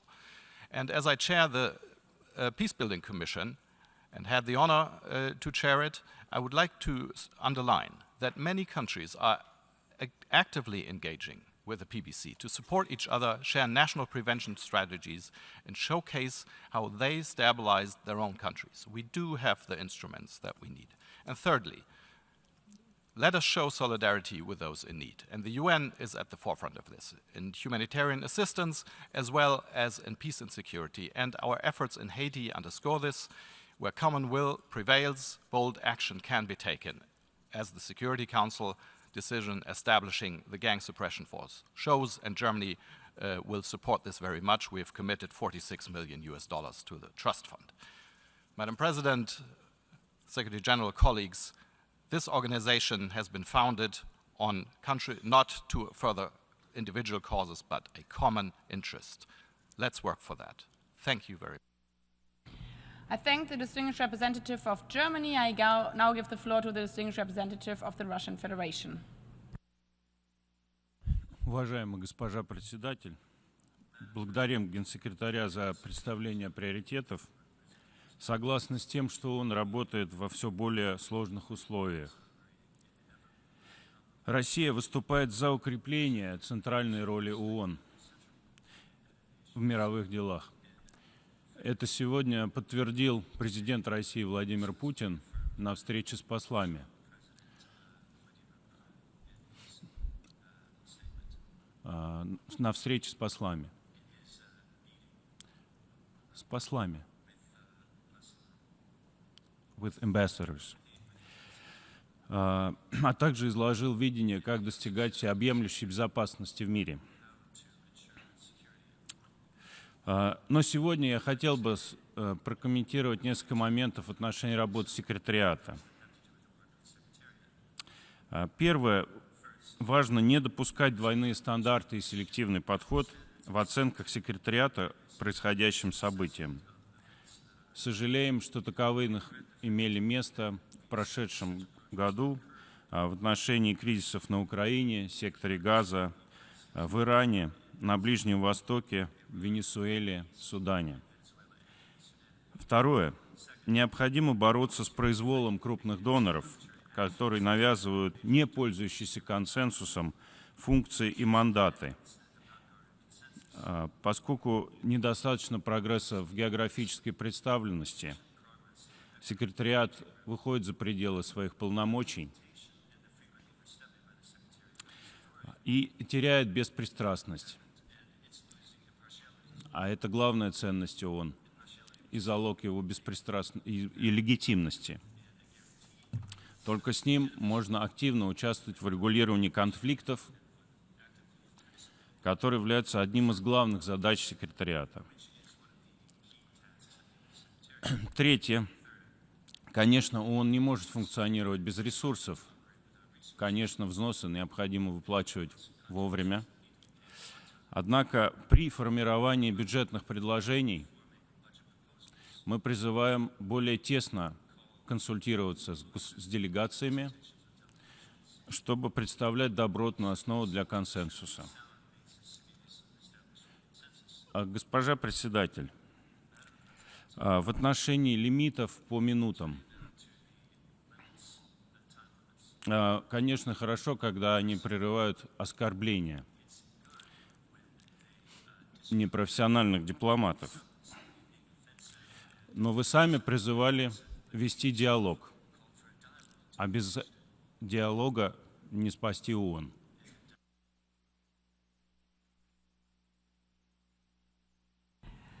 I thank the distinguished representative of the Russian Federation. I now give the floor to the distinguished representative of Tajikistan, followed by China and Poland. Thank you. Thank you, Madam President. At the outset, let me thank the Secretary General for his comprehensive briefing on his priorities and assure him of our support. Madam President, despite some progress, we cannot ignore the wider reality. With only 5 years left until 2030, the world is off track. Poverty and inequality are rising, conflicts are becoming more protracted, humanitarian systems are overstretched, and climate impacts are accelerating faster than our collective response. These are not failures of ambition, these are failures of implementation and solidarity. If we are serious about restoring trust in multilateralism, our priorities must be matched by our actions. Allow me to highlight 4 key points in this regard. First, financing for development. We must accelerate reform of the international financial architecture, advance debt relief, and scale up investment in SDGs. Without predictable and adequate financing, our commitments will remain unfulfilled. Second, prevention and resilience. We must place prevention at the center of our work, preventing conflict, climate catastrophes, and humanitarian crises through early action, risk reduction, and strengthened national capacities. Third, technology and digital transformation. We must ensure that innovation serves development and human dignity. We welcome efforts to implement the Global Digital Compact and to harness technology, including AI, in ways that reduce rather than widen global divides. Fourth, water as a strategic priority. Water lies at the heart of climate resilience, food and energy security, health and sustainable development. The pathway to the 2026 UN Water Conference offers a concrete opportunity to move from commitments to delivery. Later this month, a high-level prep meeting in Dakar will launch this process. It will be followed by a high-level event in New York on the 19th of March 2026, marking World Water Day.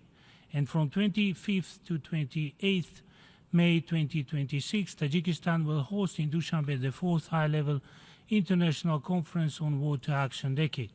This conference will be an important milestone of the Dushanbe water process in 2026 and a major substantive contribution to the UN 2026 Water Conference. From Dakar to New York, from Dushanbe to UAE, this sequence is designed not for statements, but for delivery and bringing forward solutions, mobilizing partnerships. Madam President, the Pact for the Future, the UN 80 initiatives, our collective commitments will only matter if they change realities.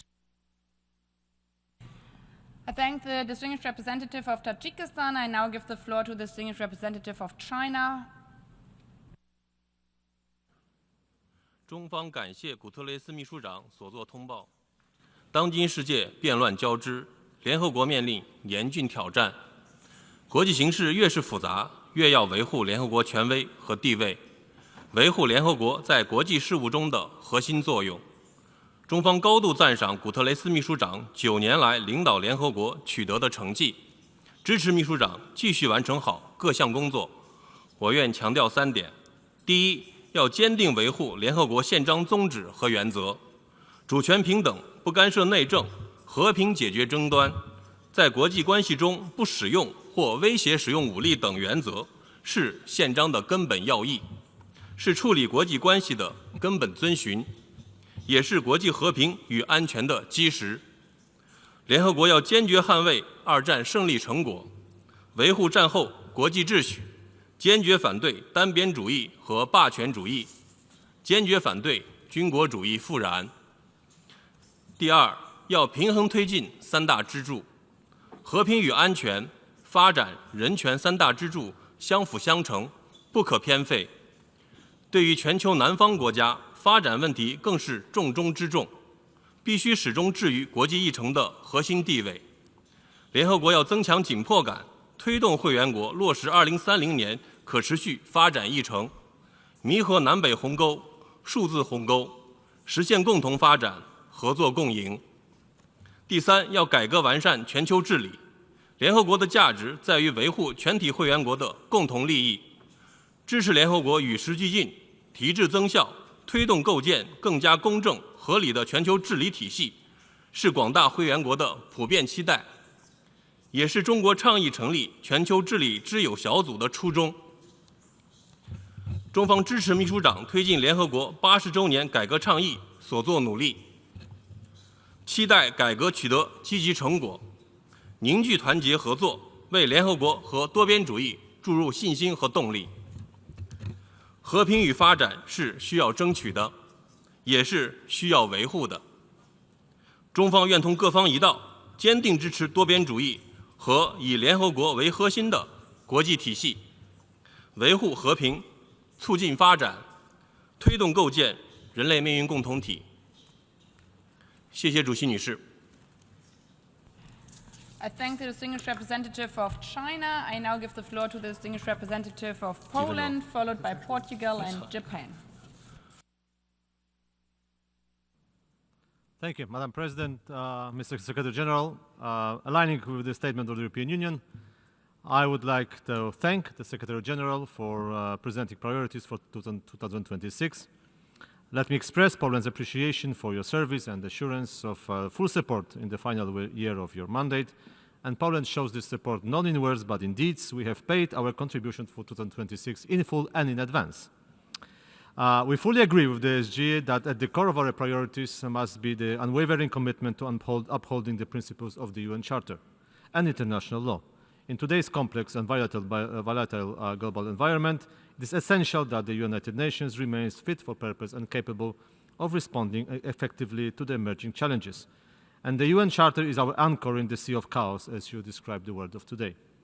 In that context, let me quote the last Friday's address by the Pope Leo XIV to the members of the diplomatic corps, and I quote, "Efforts are needed to ensure that the United Nations not only reflects the situation of today's world rather than that of the post-war period, but it is also more focused and efficient in pursuing policies aimed at the unity of the human family instead of ideologies." And I agree with that quotation. We echo this call and support the UN reform to renew strong and effective multilateralism firmly rooted in the UN Charter. Peace and security, based on sovereignty and territorial integrity of all member states, brutally attacked by ongoing wars like Russia's aggression against Ukraine, human rights based on universality, and sustainable development based on solidarity with people and planet. All three pillars must remain equally important. Fulfilling ambitious goals needs not only genuine leadership, but also a renewed collective determination among the UN members. This determination will be needed, first and foremost, to undertake responsible actions to advance UN reform. Poland appreciates Secretary General Guterres' UN80 initiative and the Pact for the Future. It is up to us, the member states, to deliver a positive outcome that will streamline the activities of the UN. Poland strongly supports multilateralism and reaffirms its commitment to the United Nations and to the Secretary General, particularly in the efforts to reform the organization so that it's fit for today's realities and challenges. But finally, this organization is what we, member states, make it of it. So less hypocrisy and more commitment. Thank you. I thank the distinguished representative of Poland. I now give the floor to the distinguished representative of Portugal. Thank you, Madam President. Mr. Secretary General, we thank you for your briefing on priorities for 2026, and we fully support the three principles you have outlined. As you mentioned, this is a demanding moment for the United Nations. The world is marked by prolonged conflicts, by growing inequalities, by the climate emergency, and by rapidly evolving technological challenges. But it is also a moment of responsibility, a moment to translate bold commitments into action and to choose cooperation over fragmentation. Mr. Secretary General, as you enter the final year of your mandate, Portugal wishes to express its deep appreciation for your principled, courageous, and steadfast leadership, a leadership grounded in the UN Charter, in international law, and in a strong commitment to multilateralism, even when it is under severe strain. The report on the work of the UN in 2025 reflects an organization under pressure, but also an organization that continues to delivering life-saving humanitarian assistance, supporting mediation and peace-building efforts, defending human rights, and advancing concrete reforms to strengthen the UN's effectiveness, including in the areas of digital governance and the responsible use of AI. Looking ahead to 2026, the priority should be implementation, turning agreed frameworks into results, strengthening prevention and peace building, adapting peace operations to today's realities, working towards charter-based and sustainable peace in Ukraine, Gaza, Sudan, and around the world. Mr. Secretary General, your drive for reforms reflected in the UN80 process is therefore particularly important, and we need to ensure that the UN is fit for purpose in a rapidly changing world. And this should also ensure that our institutions reflect today's world and not the world of 1945. None of these priorities can be achieved without a UN that is adequately resourced to deliver on its mandates. In this regard, my country is proud to be on the honor roll of member states that meet their financial obligations in full and on time. Portugal will continue to support the UN's efforts in a spirit of responsibility, of dialogue, and of service to the wider membership, including if elected to the Security Council next June. I thank you. I thank the distinguished representative of Portugal. I now give the floor to the distinguished representative of Japan, followed by Liechtenstein and Kyrgyzstan. Thank you, Madam President. I also thank Secretary General Guterres for sharing his priorities for 2026. Japan fully supports the SG's vision for a more effective and resilient United Nations during these complex times. The year 2026 is historically significant for Japan, marking 70 years since our admission to the United Nations in 1956. Over these decades, Japan has consistently demonstrated its unwavering commitment to the UN and adhered the principles of the UN Charter, evolving into a proactive contributor to international peace, security, and prosperity.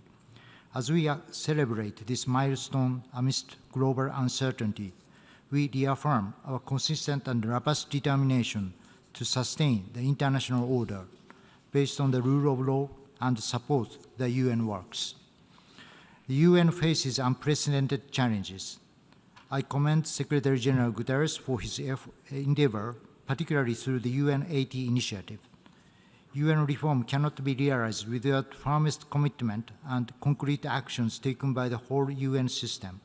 Japan will actively engage in further works to find a way forward. Madam President, for the UN to remain relevant in today's dire geopolitical reality, Japan continues to advocate for urgent reform of the Security Council. The Council must be transformed through expanding its permanent and non-permanent categories, and we must move forward text-based negotiations as soon as possible.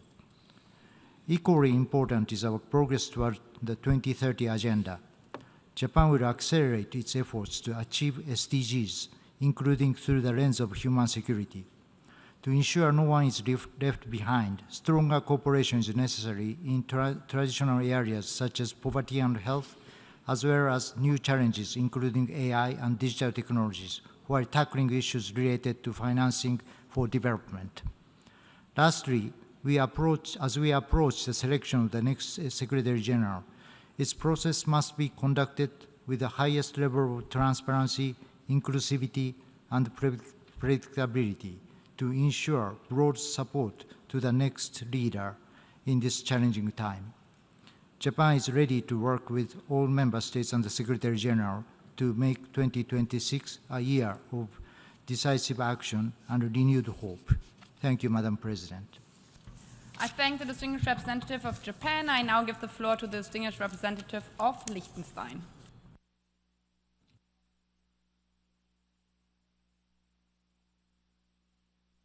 And we want to thank the SG for his briefing and wish him all the best as he enters the final year of service to our organization. We're also grateful that he has found positive words on a few things, and I want to echo in particular his words that this disruption can be a force of construction. I do believe, and I hope that we can look at the moment that we find ourselves as a moment of opportunity and of resilience.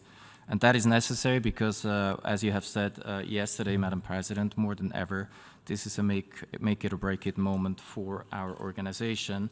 And I just want to offer comments on two topics discussed this morning. The first is UN80. We were certainly pleased to see that we were able to adopt the budget after much difficulty at the end of 2025 as a positive contribution on the discussions under work stream 1. This, of course, is not a reason to congratulate ourselves. This is simply what we need to do to keep the organization going. And of course, it is not a decision that has solved the liquidity crisis. We are confident that workstream 2 is on a good track. We have a clear calendar and a time frame, and we look forward to concrete results that will have a direct impact on the future work of this organization, but it will also take time of the results of these outcomes to play out, which is why it's so important that we now turn to work stream 3 in more detail to examine the potential structural changes to the UN system, which is what will make a difference in the long term and which we need in order to convince our political leaderships that they continue to make the investment that we see in this organization. We share the concern that you've expressed, Secretary General, concerning the state of international law. The United Nations, more than anything else, stands for the rule of law, the importance of international law, and the fact that it is agreed rules that govern international relations. Violations of Article 2.4 in particular are proliferating, and no state should get a free pass in the violation of the UN Charter. We certainly look for your leadership in calling out such violations, but it is in fact our collective responsibility of member states to continue referencing the importance of international law in order to keep this as the foundation of our organization. I thank you so much. I thank the distinguished representative of Liechtenstein. I now give the floor to the distinguished representative of Kyrgyzstan, followed by Egypt and Morocco. Madam President, we thank the Secretary General for his briefing and for outlining his priorities for 2026. Kyrgyzstan supports a strong, effective and action-oriented United Nations capable of responding for today's complex and interlinked global challenges. As my President emphasized in his statement at the 18th session of the United Nations General Assembly, the world is experiencing a profound crisis of trust in international relations, accompanied by growing geopolitical tensions, conflicts, and fragmentation. In this context, the role of United Nations as the central platform for dialogue and collective decision-making is more important than ever. Kyrgyzstan firmly believes that multilateralism based on the UN Charter, respect for sovereignty, territorial integrity, and non-interference in internal affairs must remain the cornerstone of international relations. There can be no sustainable peace or development without strict adherence to international law and without equal respect for all states, large and small. Peace and security remain at the top of our shared agenda. Kyrgyzstan consistently advocates for the peaceful resolution of conflicts through dialogue and diplomacy. Kyrgyzstan, together with Tajikistan and Uzbekistan, has jointly presented a draft resolution on the peaceful settlement of border disputes. We count on the support of the member states. We thank all delegations for their attention to the remarkable progress achieved in Central Asian countries in peacefully resolving long-standing border disputes, which was also highlighted during the meeting of Peacebuilding Commission last December. Mr. Secretary General, Kyrgyzstan also aligns itself with your emphasis on reforming and strengthening the UN system and the work under the UN-80 initiative. Allow me gently recall the importance of fairness and inclusivity in the work of the Security Council. We all speak about justice, equality, and the importance of hearing the voices of all states, including small and developing. Yes, these principles must be reflected in practice, especially in the functioning of the Council. The credibility and effectiveness of the Council depend on its ability to reflect the diversity of UN members. Countries that have never had opportunity to serve on the Council should be given a fair chance to contribute to its work, and the voices of small and developing states must be heard. Madam President, the future of United Nations depends on our collective political will to strengthen unity, restore trust, and act responsibly for the benefit of present and future generations. I thank you. I thank the distinguished representative of Kyrgyzstan. I now give the floor to the distinguished representative of Egypt. Thank you, Madam President. Thank you, Secretary General, for the inspiring statement. Egypt appreciates your leadership. We align ourselves with the statements delivered by the G77 and China and the African Group. The UN system is predicated on the conviction that multilateralism provides a foundation for global stability, and that the reliance on the protection provided by international law would prevail over that sought through the use of force. Violations of international law, including by permanent members of the Security Council, weaken the authority of the Charter and threaten the very foundation of multilateralism. Yet, despite this bleak outlook, I want to offer a note of cautious optimism. This moment of crisis and uncertainty is an opportunity for middle powers and small states to assume leadership in defending international law and sustaining multilateral diplomacy.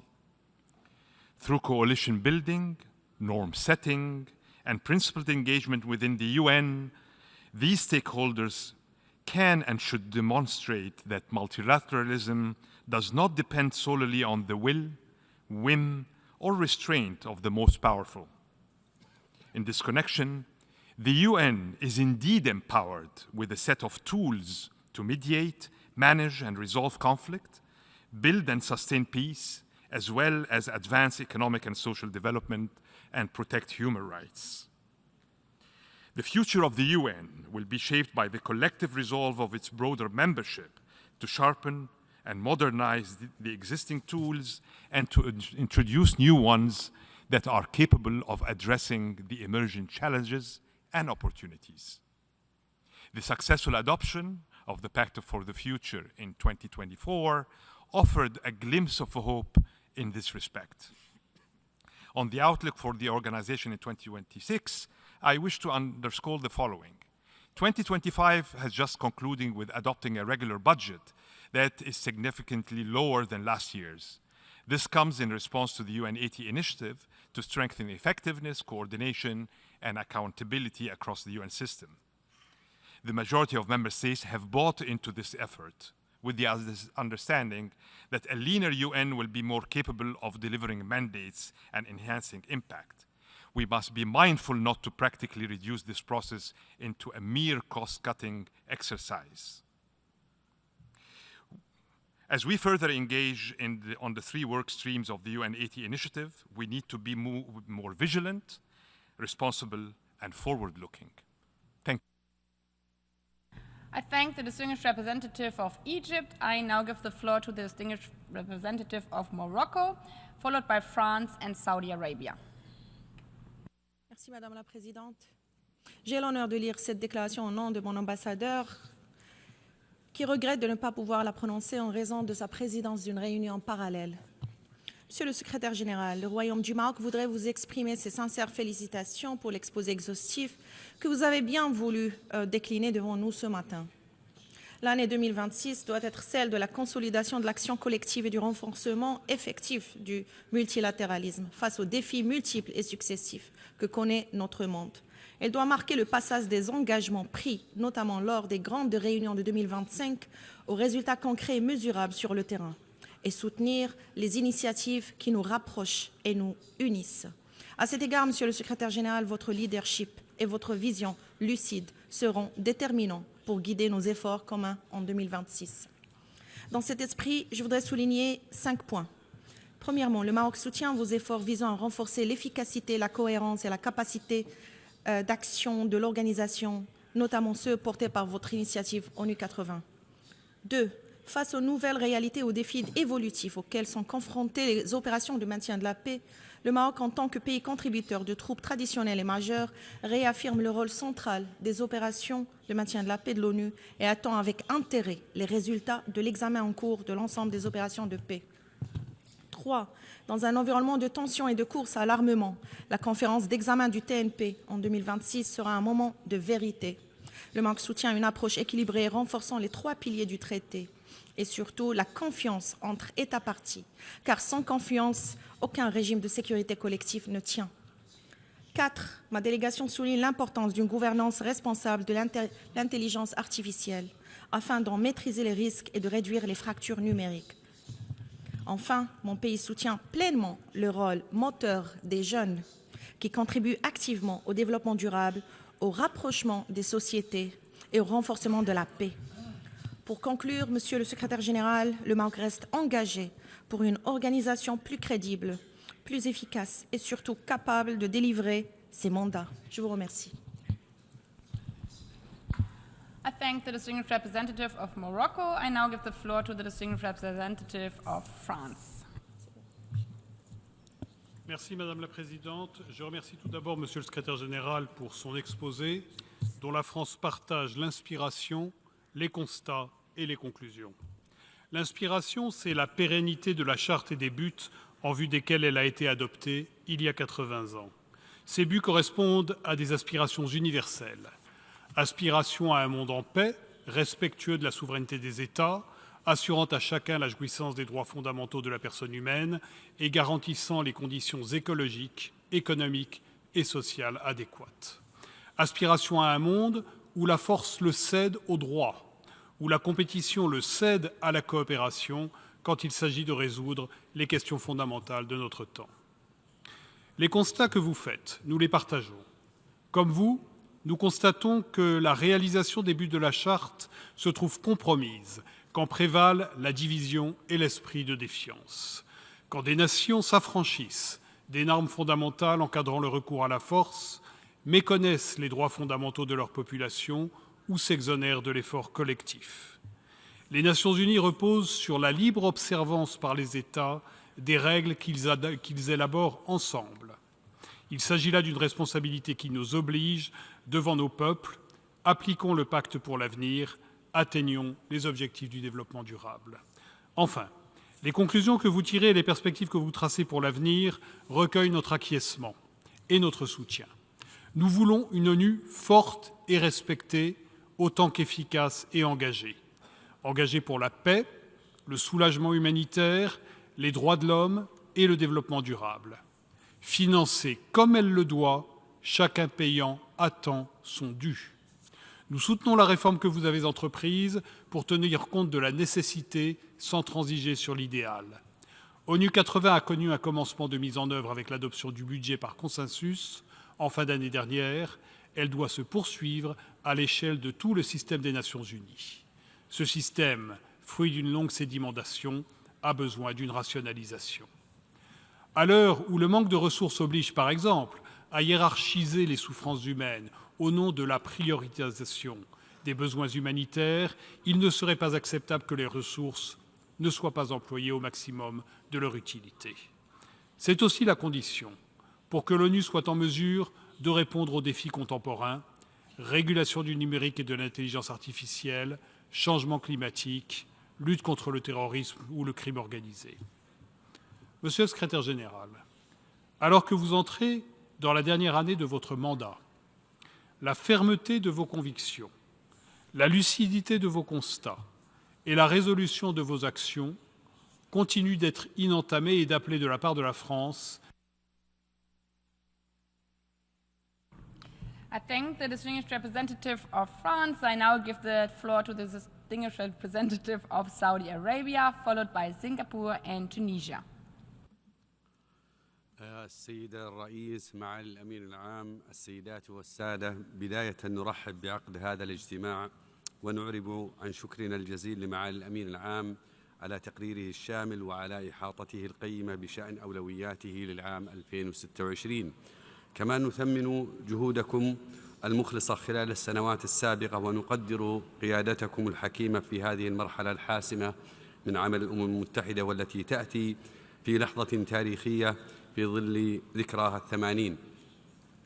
السيد الرئيس، تكتسب هذه الدورة أهمية خاصة إذ تتزامن مع إطلاق مبادرة الأمم المتحدة 80 والتي تمثل فرصة مناسبة لتقييم عمل المنظمة وتعزيز قدرتها على الاستجابة للتحديات الدولية المتسارعة. فالعالم اليوم يواجه تحديات غير مسبوقة للسلم والأمن الدوليين، بما في ذلك النزاعات الممتدة والتوترات الجيوسياسية والتي تهدد الاستقرار الإقليمي والعالمي. وهذه الحقائق تؤكد الحاجة إلى منظمة أممية مرنة وفعالة وقادرة على اتخاذ إجراءات فعالة وحاسمة. وفي هذا السياق فإن مبادرة الأمم المتحدة 80 تمثل أداة مهمة لتجديد وتقوية المنظمة وتعزيز قدرتها على الوقاية من النزاعات وعمليات الوساطة، فتعزيز الدبلوماسية الوقائية يظل أساسياً لمعالجة أسباب النزاعات وتقليل المعاناة الإنسانية وتعزيز الأمن والاستقرار على المستويين الإقليمي والعالمي. كما نود التأكيد على أهمية أن تظل هذه المبادرة قائمة على الشفافية والشمولية وبناء التوافق تقودها الدول الأعضاء، بما يضمن تعزيز العمل متعدد الأطراف وتحسين كفاءة المنظمة. ختاماً، السيد الرئيس، السيدات والسادة، تجدد بلادي دعمها لمعالي الأمين العام، ونثمن حرصه على استمرار جهود الأمم المتحدة لتكون منظمة فعالة وقوية وقادرة على حماية السلم والأمن الدوليين وتحقيق الاستقرار والتنمية المستدامة لشعوب العالم. وشكراً. I thank the distinguished representative of Saudi Arabia. I now give the floor to the distinguished representative of Singapore.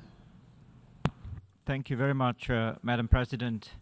I thank the Secretary General for his remarks and for his steadfast leadership.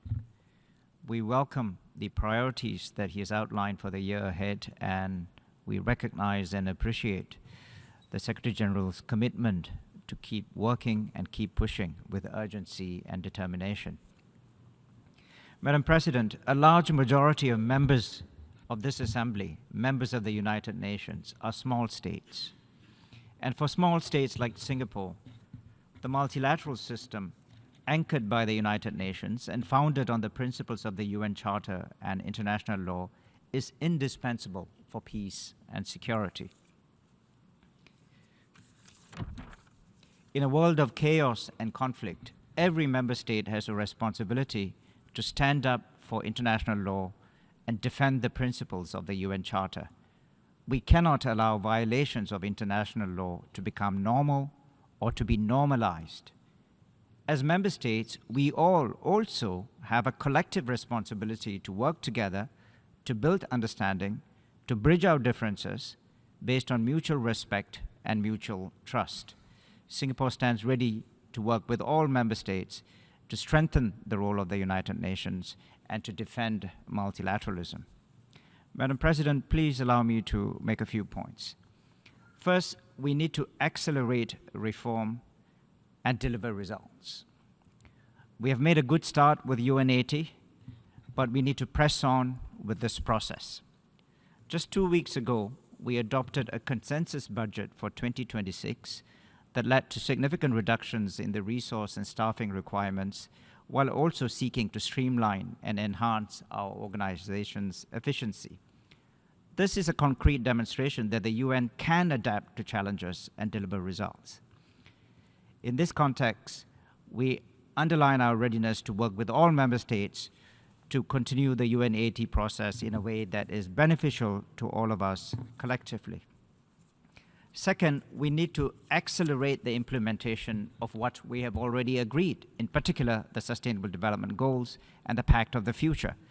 The Pact of the Future provides a very clear blueprint to make the UN future ready and to address the challenges posed by emerging technologies and to harness its potential in order to reduce inequalities between nations.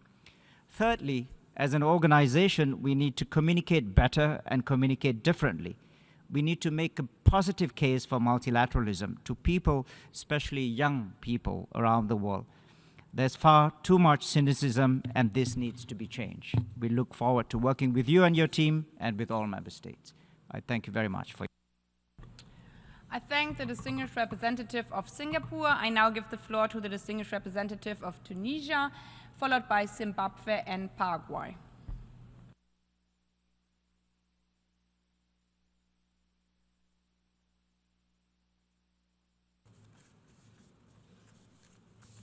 Tunisia. Secretary General, Your Excellencies, Tunisia welcomes this briefing and expresses its appreciation to the Secretary General for his continued leadership and for the clarity of the priorities he has outlined. We reaffirm our full support to his wishes and vision for a stronger, more responsive, and more effective United Nations. Tunisia attaches particular importance to the UN80 reform initiative, In this context, we stress the need to safeguard the development pillar of the United Nations. We also reaffirm our unwavering commitment to the purposes and principles of the Charter of the United Nations, the respect by all the members of international legitimacy and international law, and the importance of peacekeeping operations and preventive diplomacy, dialogue, and cooperation. The principles of non-aggression, sovereignty, and territorial integrity must remain the cornerstone of international relations instead of colonialism, genocides, and unilateral actions.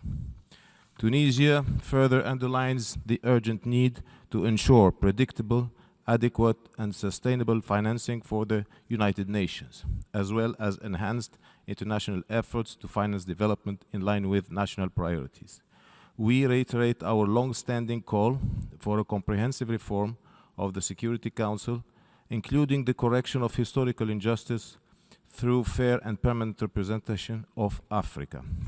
Tunisia also values the role of the United Nations in supporting developing countries in stolen asset recovery and debt management. Finally, Tunisia expresses its hope that the forthcoming process for the election of a new Secretary General will reflect the organization's commitment to inclusivity and gender equality, and we encourage in this regard the selection of a woman Secretary General. I thank you. I thank the distinguished representative of Tunisia. I now give the floor to the distinguished representative of Zimbabwe. Thank you, Madam President. We thank the Secretary General for his candid and comprehensive briefing, which was both timely and illuminating. As we approach 2030, the international community stands at a defining crossroads. Progress on the Sustainable Development Goals remains slow and uneven, with reversals in key areas while the financing gap continues to widen. Accelerating implementation of the 2030 Agenda is therefore urgent. In this regard, we stress the importance of honoring all existing commitments, including those proposed under the SDG Stimulus Plan. While member states have committed to mobilizing financing for development through the Compromiso de Sevilla, debt distress continues to constrain the policy space of many developing countries. This underscores the urgent need for meaningful reform of the global financial architecture so that it reflects current realities and responds more equitably to the needs of the Global South. We welcome progress under the UN80 initiative and commend the Secretary General's commitment to transparency through regular reporting. We share the aspiration for a more efficient and responsive United Nations. At the same time, efficiency gains must not come at the expense of core mandates, particularly the development pillar. In this context, we reiterate our concern regarding proposals to phase out agencies that have been central to the development efforts in many countries, including UNAIDS. We also have a collective responsibility to safeguard our planet for present and future generations. The breach of the 1.5 degrees Celsius threshold and accelerating sea level rise demand that we move decisively from pledges to action. For many countries, climate mitigation and adaptation are not abstract goals, but matters of food security, livelihoods, and survival. Developed countries must therefore fully honor their climate finance commitments. Finally, we support initiatives to promote universal and equitable access to technology, including emerging technologies such as artificial intelligence, and look forward to constructive engagement in the global dialogue on AI governance. As I conclude, Madam President, the challenges before us are interconnected and demand renewed multilateral cooperation and collective resolve. In this context, the Pact for the Future is significant as it offers a pathway to restoring confidence in multilateralism. Working together despite our differences remains our most credible path to shared progress in sustainable development. I thank you. I thank the distinguished representative of Zimbabwe. I now give the floor to the distinguished representative of Paraguay, followed by Mongolia and Pakistan. Gracias, Presidenta.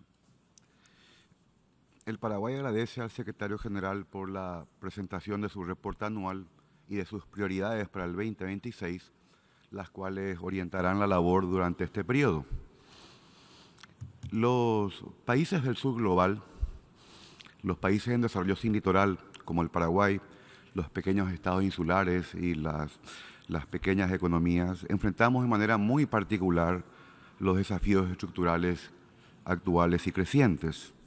Las limitaciones de conectividad, las asimetrías en el acceso a mercados, la vulnerabilidad frente a shocks externos y las restricciones para movilizar recursos son grandes. Por ello, reiteramos la necesidad de seguir avanzando hacia un sistema internacional más inclusivo, eficaz y representativo, adecuado a las realidades de los países en desarrollo. Fortalecer la presencia y la voz de estos países en la toma de decisiones no es una cuestión de equidad, sino una cuestión indispensable para la legitimidad y efectividad de las respuestas colectivas a los diferentes desafíos globales. El secretario general Guterres, contamos con su compromiso con la organización y la cual esperamos se vea aún más fortalecida en este último año de su mandato. En un contexto internacional cambiante y complejo, el mundo necesita una ONU robusta, capaz de seguir defendiendo los principios consagrados en los 3 pilares de la Carta, sin necesidad alguna de priorizar ninguna de ellas, tarea para la cual seguimos contando con su conducción hasta el último día. En este contexto, resulta para nosotros fundamental subrayar la relevancia del proceso de selección del secretario general. Este momento constituye una oportunidad histórica para reflejar de manera concreta el compromiso de las Naciones Unidas con la diversidad regional. Paraguay apoya firmemente que el próximo secretario general o secretaria general sea la persona más idónea de América Latina y el Caribe, seleccionada sobre la base del mérito, la integridad y la capacidad de liderazgo mediante un proceso transparente. Por otra parte, secretario general, el Paraguay le felicita por su impulso en la iniciativa ONU 80 y, como lo hemos mencionado en otras oportunidades, pensamos que la reforma para mejorar la eficiencia operativa y reestructurar el sistema de Naciones Unidas para responder de manera más ágil a los desafíos actuales era sumamente necesaria y urgente, independientemente de la situación financiera de la organización. Por último, reiteramos nuestro compromiso con Naciones Unidas y el sistema multilateral. Muchas gracias. I thank the distinguished representative of Paraguay and now give the floor to the distinguished representative of Mongolia. Madam President, Mr. Secretary General, I would like to thank the Secretary General for his steadfast leadership and for sharing his priorities for the year of 2026. My delegation aligns itself with the statement made by Uruguay on the behalf of Groups 77 and China. Excellencies, in 2025, during the commemoration of the 80th anniversary of the United Nations, we, member states, have once more realized the importance of standing together and working together to support and strengthen the United Nations, our beacon of hope for global peace and security and development. In this connection, today I would like to make 3 brief points. First, we commend the achievements outlined in the report of the Secretary General on the work of the organization. We see that the recent educational attainments, growth in digital connectivity, and bold climate actions, including support to renewable energy, need to be maintained for accelerating 2030 Agenda's implementation. Likewise, strides toward leaving no one behind, including measures on improving gender equality, youth involvement, development in Africa, and assistance to millions of refugees and displaced people through UN system have been remarkable in the last years. We truly appreciate the tangible results of SG's system-wide strategy on gender parity, which resulted in the achievement of gender parity among senior leadership, resident coordinators, as well as among professional and higher categories. Second, last year, important roadmaps were defined in several fields and sectors, including FFD4, UNOC3, LLDC3, and Second World Social Summit. Thus, we consider that it's important to integrate them well into implementation of the 2030 Agenda and Pact for the Future. Third, we welcome the key priorities and challenges that the Secretary General has identified today, and particularly appreciate concerns about global unrest and appeal to reducing security threats and conflicts. It should be underlined that we wholeheartedly support the Secretary General's UN-80 initiative. We expect that 2026 will be a turning point for the realization of the UN-80 initiative, which is aimed at making UN more agile, integrated, effective, and cost-efficient for the 21st century by reforming its operation, streamlining mandates, restructuring programs to better tackle complex global challenges, including conflict, climate change, and inequality.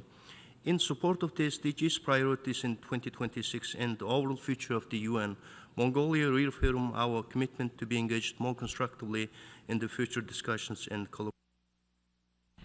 I thank the distinguished representative of Mongolia. I now give the floor to the distinguished representative of Pakistan, followed by the Republic of Korea and Panama.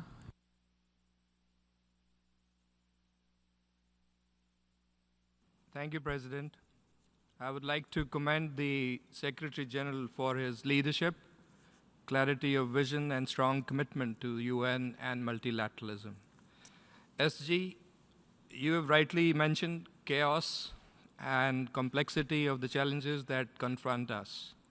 And we agree with you that mutual trust and cooperation are most needed today, and that no one country or a select group can do it alone. Pakistan has supported you throughout, and we will stand by you and continue to strengthen your hands during the last year of your mandate. We appreciate your friendship, dynamism, and availability, as we also saw in your leadership in mobilizing international response to the 2022 floods in Pakistan. SG, we appreciate the principles and priorities that you have outlined and the passion with which you have sought to advance the 3 pillars of the UN. You also refer to the obligations of member states, from payment of contributions to respect for the Charter. And let me add that it is the duty of the member states to support the organization and to carry out its decisions and resolutions, to promote peaceful settlement of disputes and respect international obligations and treaties.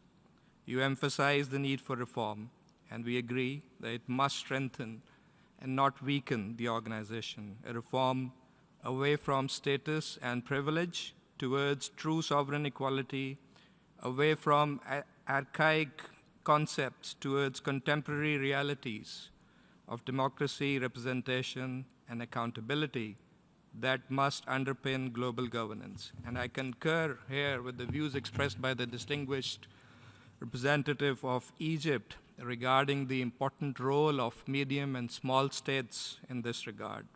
And that's why, Secretary General, we have been saying we want reform for all and privileges for none.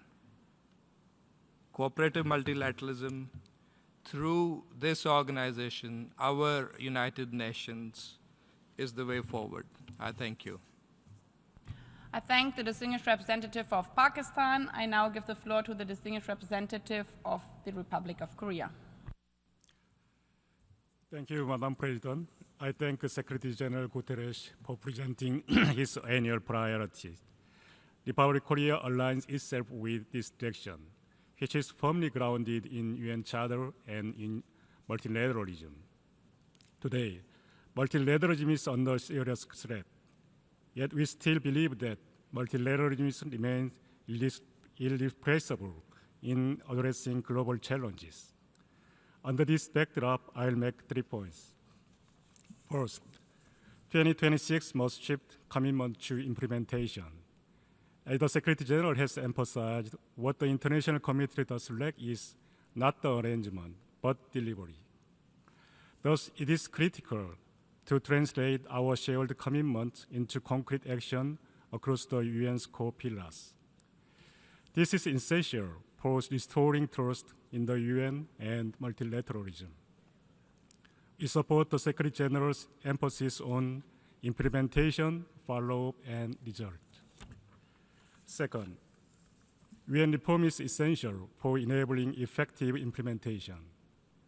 Across the United Nations system, delivery shortfalls reflect deeper challenges: fragmentation, inefficiencies, and coordination constraints. Our delegation welcomes the Secretary General's UN aid initiative as a practical effort for the UN to adapt and perform more effectively in a rapidly changing environment. The leadership of the Secretary General is more critical than ever. Korea's experience on the Security Council reaffirmed that stability cannot endure without the consistent application of global norms and the rule of law. During this year of uncertainty, the Secretary General's moral authority and judgment are indispensable in defending the Charter and protecting multilateralism. In this context, we underscore that the significance of preserving the legitimacy, continuity, and effectiveness of the leadership, including a transparent and inclusive process for the selection of the next Secretary General. In closing, as my president stressed in this hall last September, Korea's experience over the past 80 years demonstrate that UN can deliver peace and prosperity, even as crises proliferate. The Republic of Korea looks forward to working with all member states to ensure the UN is people purpose for all over its next 80 years and beyond. I thank you. I thank the distinguished representative of the Republic of Korea. I now give the floor to the distinguished representative of Panama, followed by Trinidad and Tobago and Mexico. Señora Presidenta, señor Secretario General, Excelencias, Panamá agradece la presentación del informe anual del Secretario General 2025 y la exposición de sus prioridades para 2026. Mi delegación se adhiere a las declaraciones realizadas por el G77 y por el Grupo de Ideas Afines Países de Renta Media y agradece al Secretario General por su siempre atinada y responsable gestión. Reconocemos el valor de su informe como una guía esencial que nos recuerda que la dignidad humana debe permanecer en el centro de la acción colectiva de esta organización. En un momento en que resurgen tensiones geopolíticas, resulta esencial fortalecer los mecanismos multilaterales de diálogo, cooperación y prevención de conflictos. Panamá reitera que la paz y la estabilidad internacionales solo pueden sostenerse mediante el pleno respeto de los principios consagrados en la Carta de las Naciones Unidas. Panamá coincide con el Secretario General en el fortalecimiento del multilateralismo es indispensable para responder a un entorno internacional marcado por crecientes tensiones, desigualdades persistentes y desafíos estructurales aún no resueltos. En este contexto, reafirmamos la centralidad de las Naciones Unidas como foro legítimo para promover el desarrollo sostenible, la cooperación internacional, el respeto a los derechos humanos y el derecho internacional. Como país marítimo rodeado por dos mares unidos por su canal, Panamá considera particularmente relevante lo señalado en el informe sobre la crisis hídrica mundial que afecta a más de 4.000 millones de personas. Para Panamá, la seguridad hídrica trasciende lo ambiental y conecta directamente la salud, la economía, la logística, el ambiente y la cohesión social. En ese sentido, el Canal de Panamá, neutral, seguro y operado por panameños, cuya operación depende del uso responsable de agua fresca, continúa prestando servicios esenciales a la logística internacional y al comercio global. Señora Presidenta, la reforma de las Naciones Unidas y sus órganos, así como de la arquitectura financiera internacional, son fundamentales para avanzar hacia un sistema más equitativo e inclusivo. Panamá reafirma su firme apoyo a las Naciones Unidas y como hub regional del sistema, su disposición a seguir contribuyendo activamente al trabajo de la organización en beneficio de las generaciones presentes y futuras. Muchas gracias. I thank the distinguished representative of Panama. I now give the floor to the distinguished representative of Trinidad and Tobago. Thank you, Madam President. Trinidad and Tobago wishes to thank the Secretary General for his comprehensive briefing and for outlining the organization's priorities for 2026. It would also seem remiss of me not to also acknowledge you as President of this august body, the General Assembly, for your insightful presentation yesterday. Trinidad and Tobago fully supports the priorities identified, particularly the urgent need to accelerate the implementation of the 2030 Agenda. Progress remains far too slow, and the international community must redouble its efforts to deliver on the Sustainable Development Goals. In this regard, Trinidad and Tobago reiterates its strong support for reform of the global financial architecture to ensure a more equitable, responsive, and development-oriented system. My delegation also acknowledges the Pact for the Future and the UN 80 process and commends the co-chairs Jamaica and New Zealand of the informal ad hoc working group for their stewardship. We remain ready to support reforms aimed at strengthening this organization, one of the most consequential multilateral institutions, to ensure that the United Nations is more agile and fit for purpose to respond effectively to the present and future global challenges. Within the United Nations system, Trinidad and Tobago will continue to advance the agendas related to citizen security, the empowerment of women and girls, AI governance, food and energy security, sustainable development, and environmental resilience, as these issues remain central to our national priorities. In taking this opportunity to thank the Secretary General for his leadership and foresight as his term comes to a close, Trinidad and Tobago underscores the importance of a transparent, inclusive, and merit-based selection process that redounds in the appointment of the most suitable candidate for this critically important role of the next Secretary General at this pivotal moment. As we navigate an increasingly complex global landscape, my delegation stands ready to work constructively with all member states to advance our shared objectives and to strengthen this indispensable organization. We look forward to continued collaboration in shaping a more stable, fair, and sustainable world. I thank you, Chair. I thank the distinguished representative of Trinidad and Tobago. I now give the floor to the distinguished representative of Mexico, followed by Switzerland and Ukraine.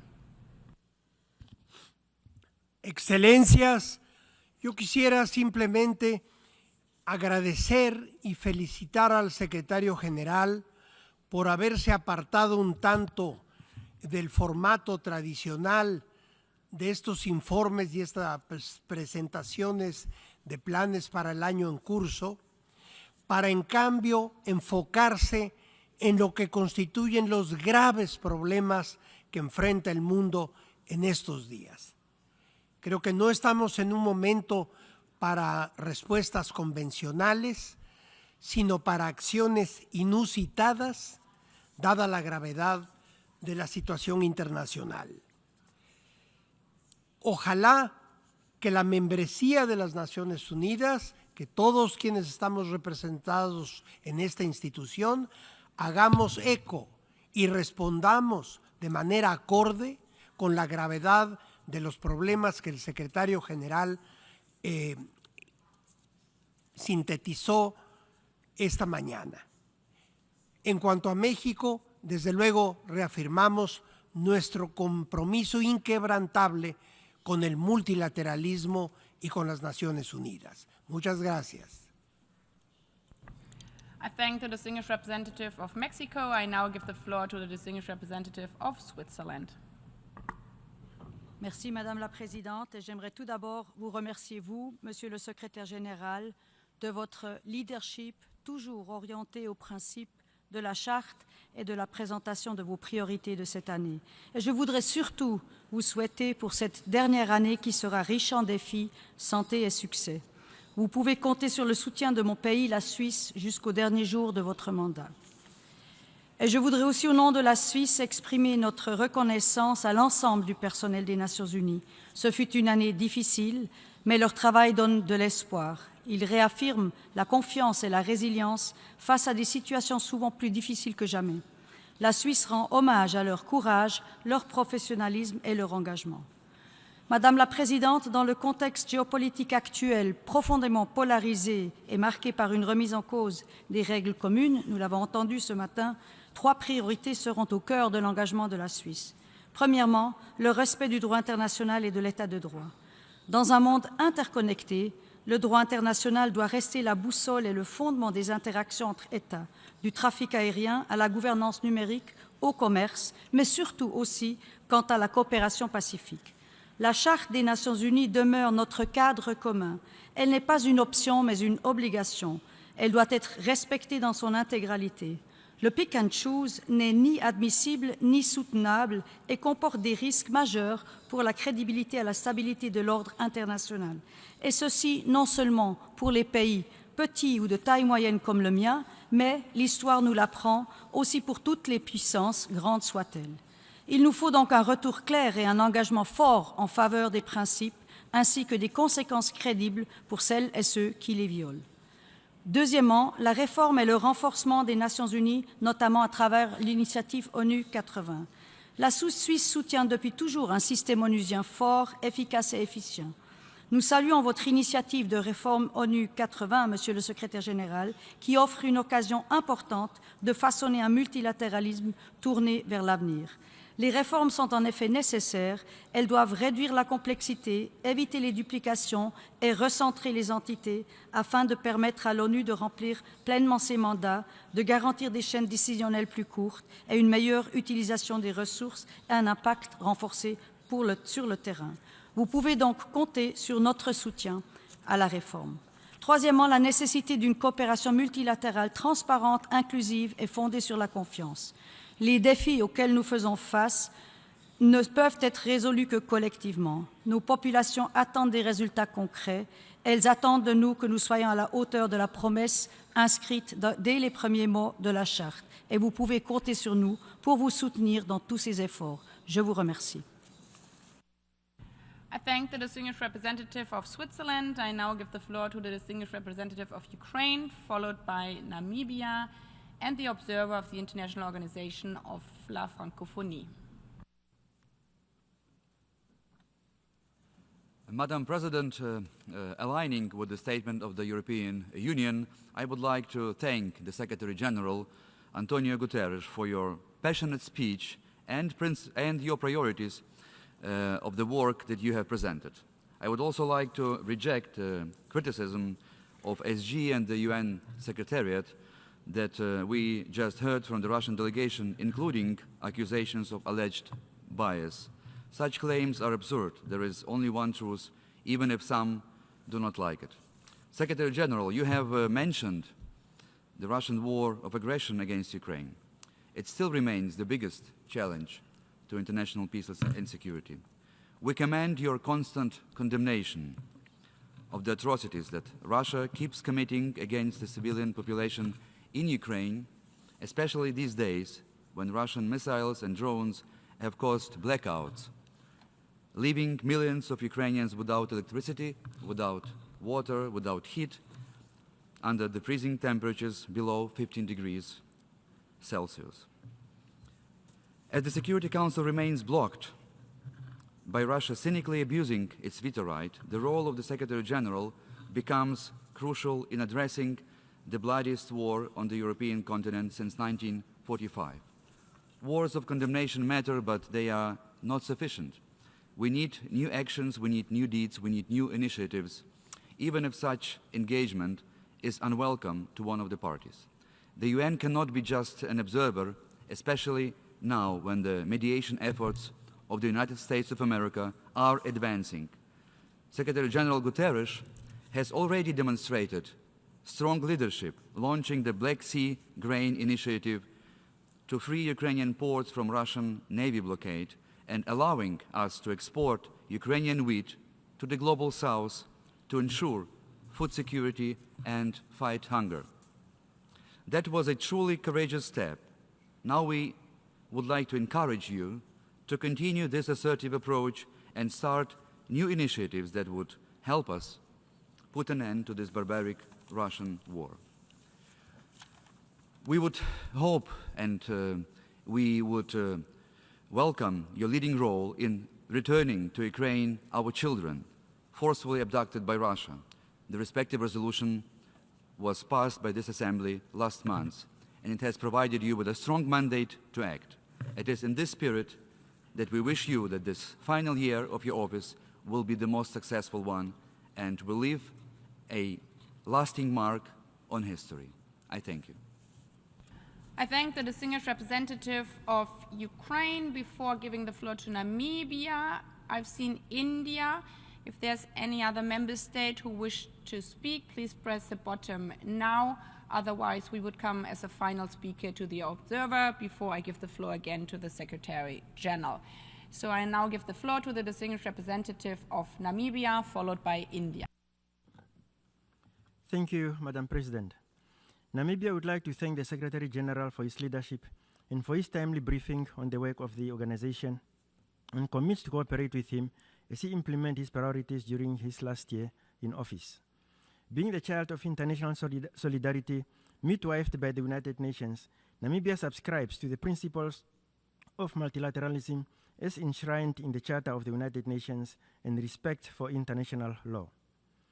As our world grapples with interlocking global challenges, including heightened geopolitical tensions and pressing social and environmental issues, we are witnessing the expansion of very serious forms of types of unilateral actions which threaten the very existence of the United Nations.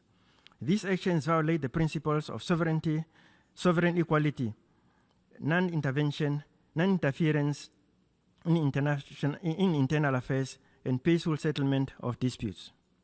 In order for the United Nations to remain fit for purpose, our focus should be on the UN 80 initiative to strengthen the United Nations system and to make it more strategic and responsive to global challenges as stipulated in the Pact for the Future.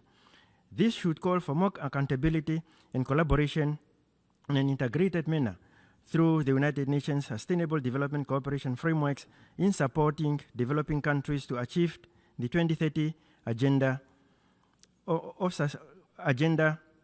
and address current and new emerging challenges to sustainable development through supporting national development priorities and policies. The UN reform should be geared towards addressing the needs of developing countries, including reforming the international financial architecture to make it more equitable, ensuring access to concessional funding and development to climate financing, and supporting regional frameworks for peace and security, amongst others. Let us be reminded that the UN remains the only suitable platform with a legitimate authority to collective action, and Namibia reiterates its unwavering commitment to the principles of the UN Charter and to the rules-based international order rooted in the principles of sovereign equality of states. Finally, Namibia aligns itself with the statements delivered by groups to which it belongs. I thank you, Madam President. I thank the distinguished representative of Namibia. I now give the floor to the distinguished representative of India, followed by the observer of the International Organization of La Francophonie, and by this, the speaking list is closed. Madam President, Secretary General, and Excellencies, India thanks the Secretary General for outlining his priorities for the year. India particularly welcomes his commitment to make every day of 2026 count.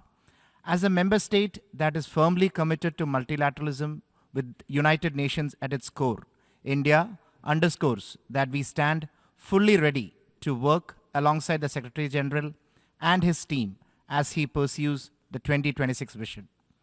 2026 is a critical year for the United Nations. It faces several key challenges.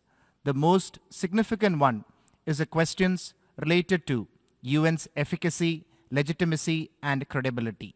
These stem from the expectations of the world citizenry to deliver on each of the three key functions of the UN. The inability to purposefully intervene on UN's critical functions needs to be addressed on priority. Reformed multilateralism is essential to addressing the existing gaps. This is not a choice anymore. It is an imperative. The UN 80 initiative is a welcome step in this regard. India has pledged its full support and cooperation to this initiative. Member states must make full use of this opportunity. The UN membership must be guided by an ambitious vision on this front. It must not be limited to budgetary and financial aspects alone. Security Council reform is central to such vision. UNSC must reflect contemporary geopolitical realities. Both permanent and non-permanent categories must be expanded. These timely changes are vital to making the UN fit for purpose and equip this organization to respond meaningfully to present and future challenges. This calls for member states coming together with a joint sense of purpose to work towards the larger good of humanity. Clearly, there is a need for member states to rise beyond their narrow considerations in order to achieve this. India once again reiterates its full readiness to contribute to this endeavor. I thank you, Madam President. I thank the distinguished representative of India. I now give the floor as the final speaker to the observer of the International Organization of la Francophonie.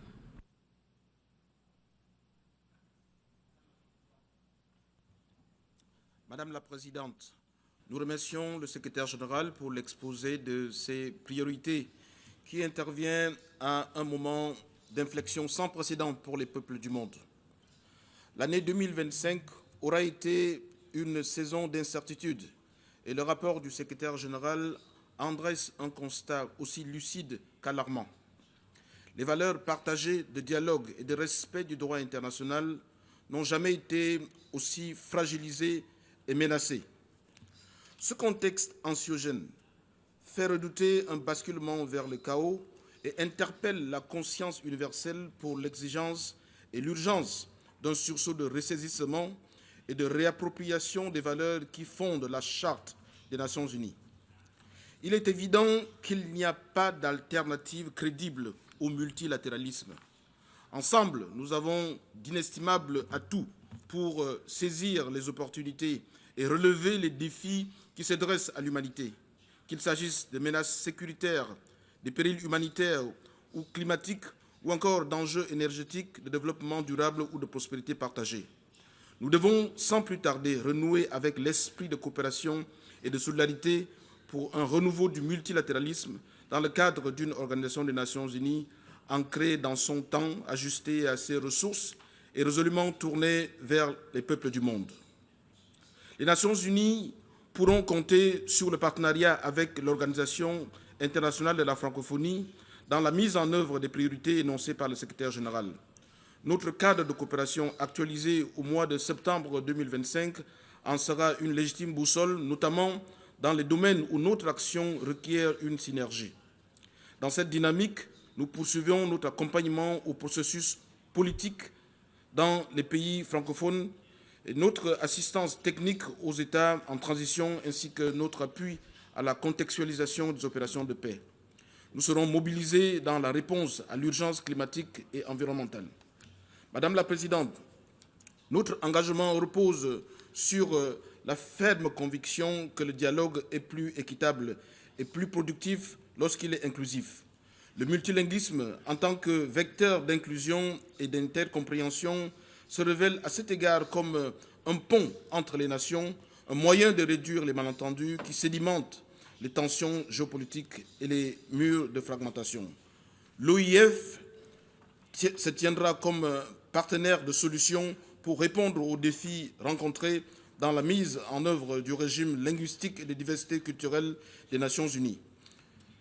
L'OIF sera également engagé à la préparation opérationnelle des contingents chargés de rétablir la paix civile en Haïti. Merci beaucoup. I thank the distinguished representative of the observer of the International Organization of la Francophonie. I now invite the Secretary General of the United Nations, His Excellency António Guterres, to provide his observation on the interventions made by delegations. Madam President, I'll be very brief to respect also the time allocated until the end of the session. To say, first of all, that I enormously appreciate the importance and the richness of this debate. from which I hope I will be able to extract safe guidance for my future action. On the other hand, I wanted to sincerely thank several of the observations by different delegations in support of what I'm trying to do. And to say in full humility that my only objective is to fulfill my duty to the UN, my duty to its members and their peoples. Thank you very much. Thank you very much for these clear last words. By this, I resume the 70th plenary meeting. And we will, no, I'm sorry, by this, the informal meeting of the plenary is now concluded. I thank to all of you sticking to the time, and I thank for the understanding for the microphone cutoffs. But by this, we could ensure that really everybody could speak within these 3 hours who wished to speak in a full room. And by closing now the informal meeting, we will resume to the 70th plenary meeting, which will be held at 3 p.m. in this hall. The informal meeting is adjourned. Have a good lunch break. Thank you very much. Thank you very much. Thank you.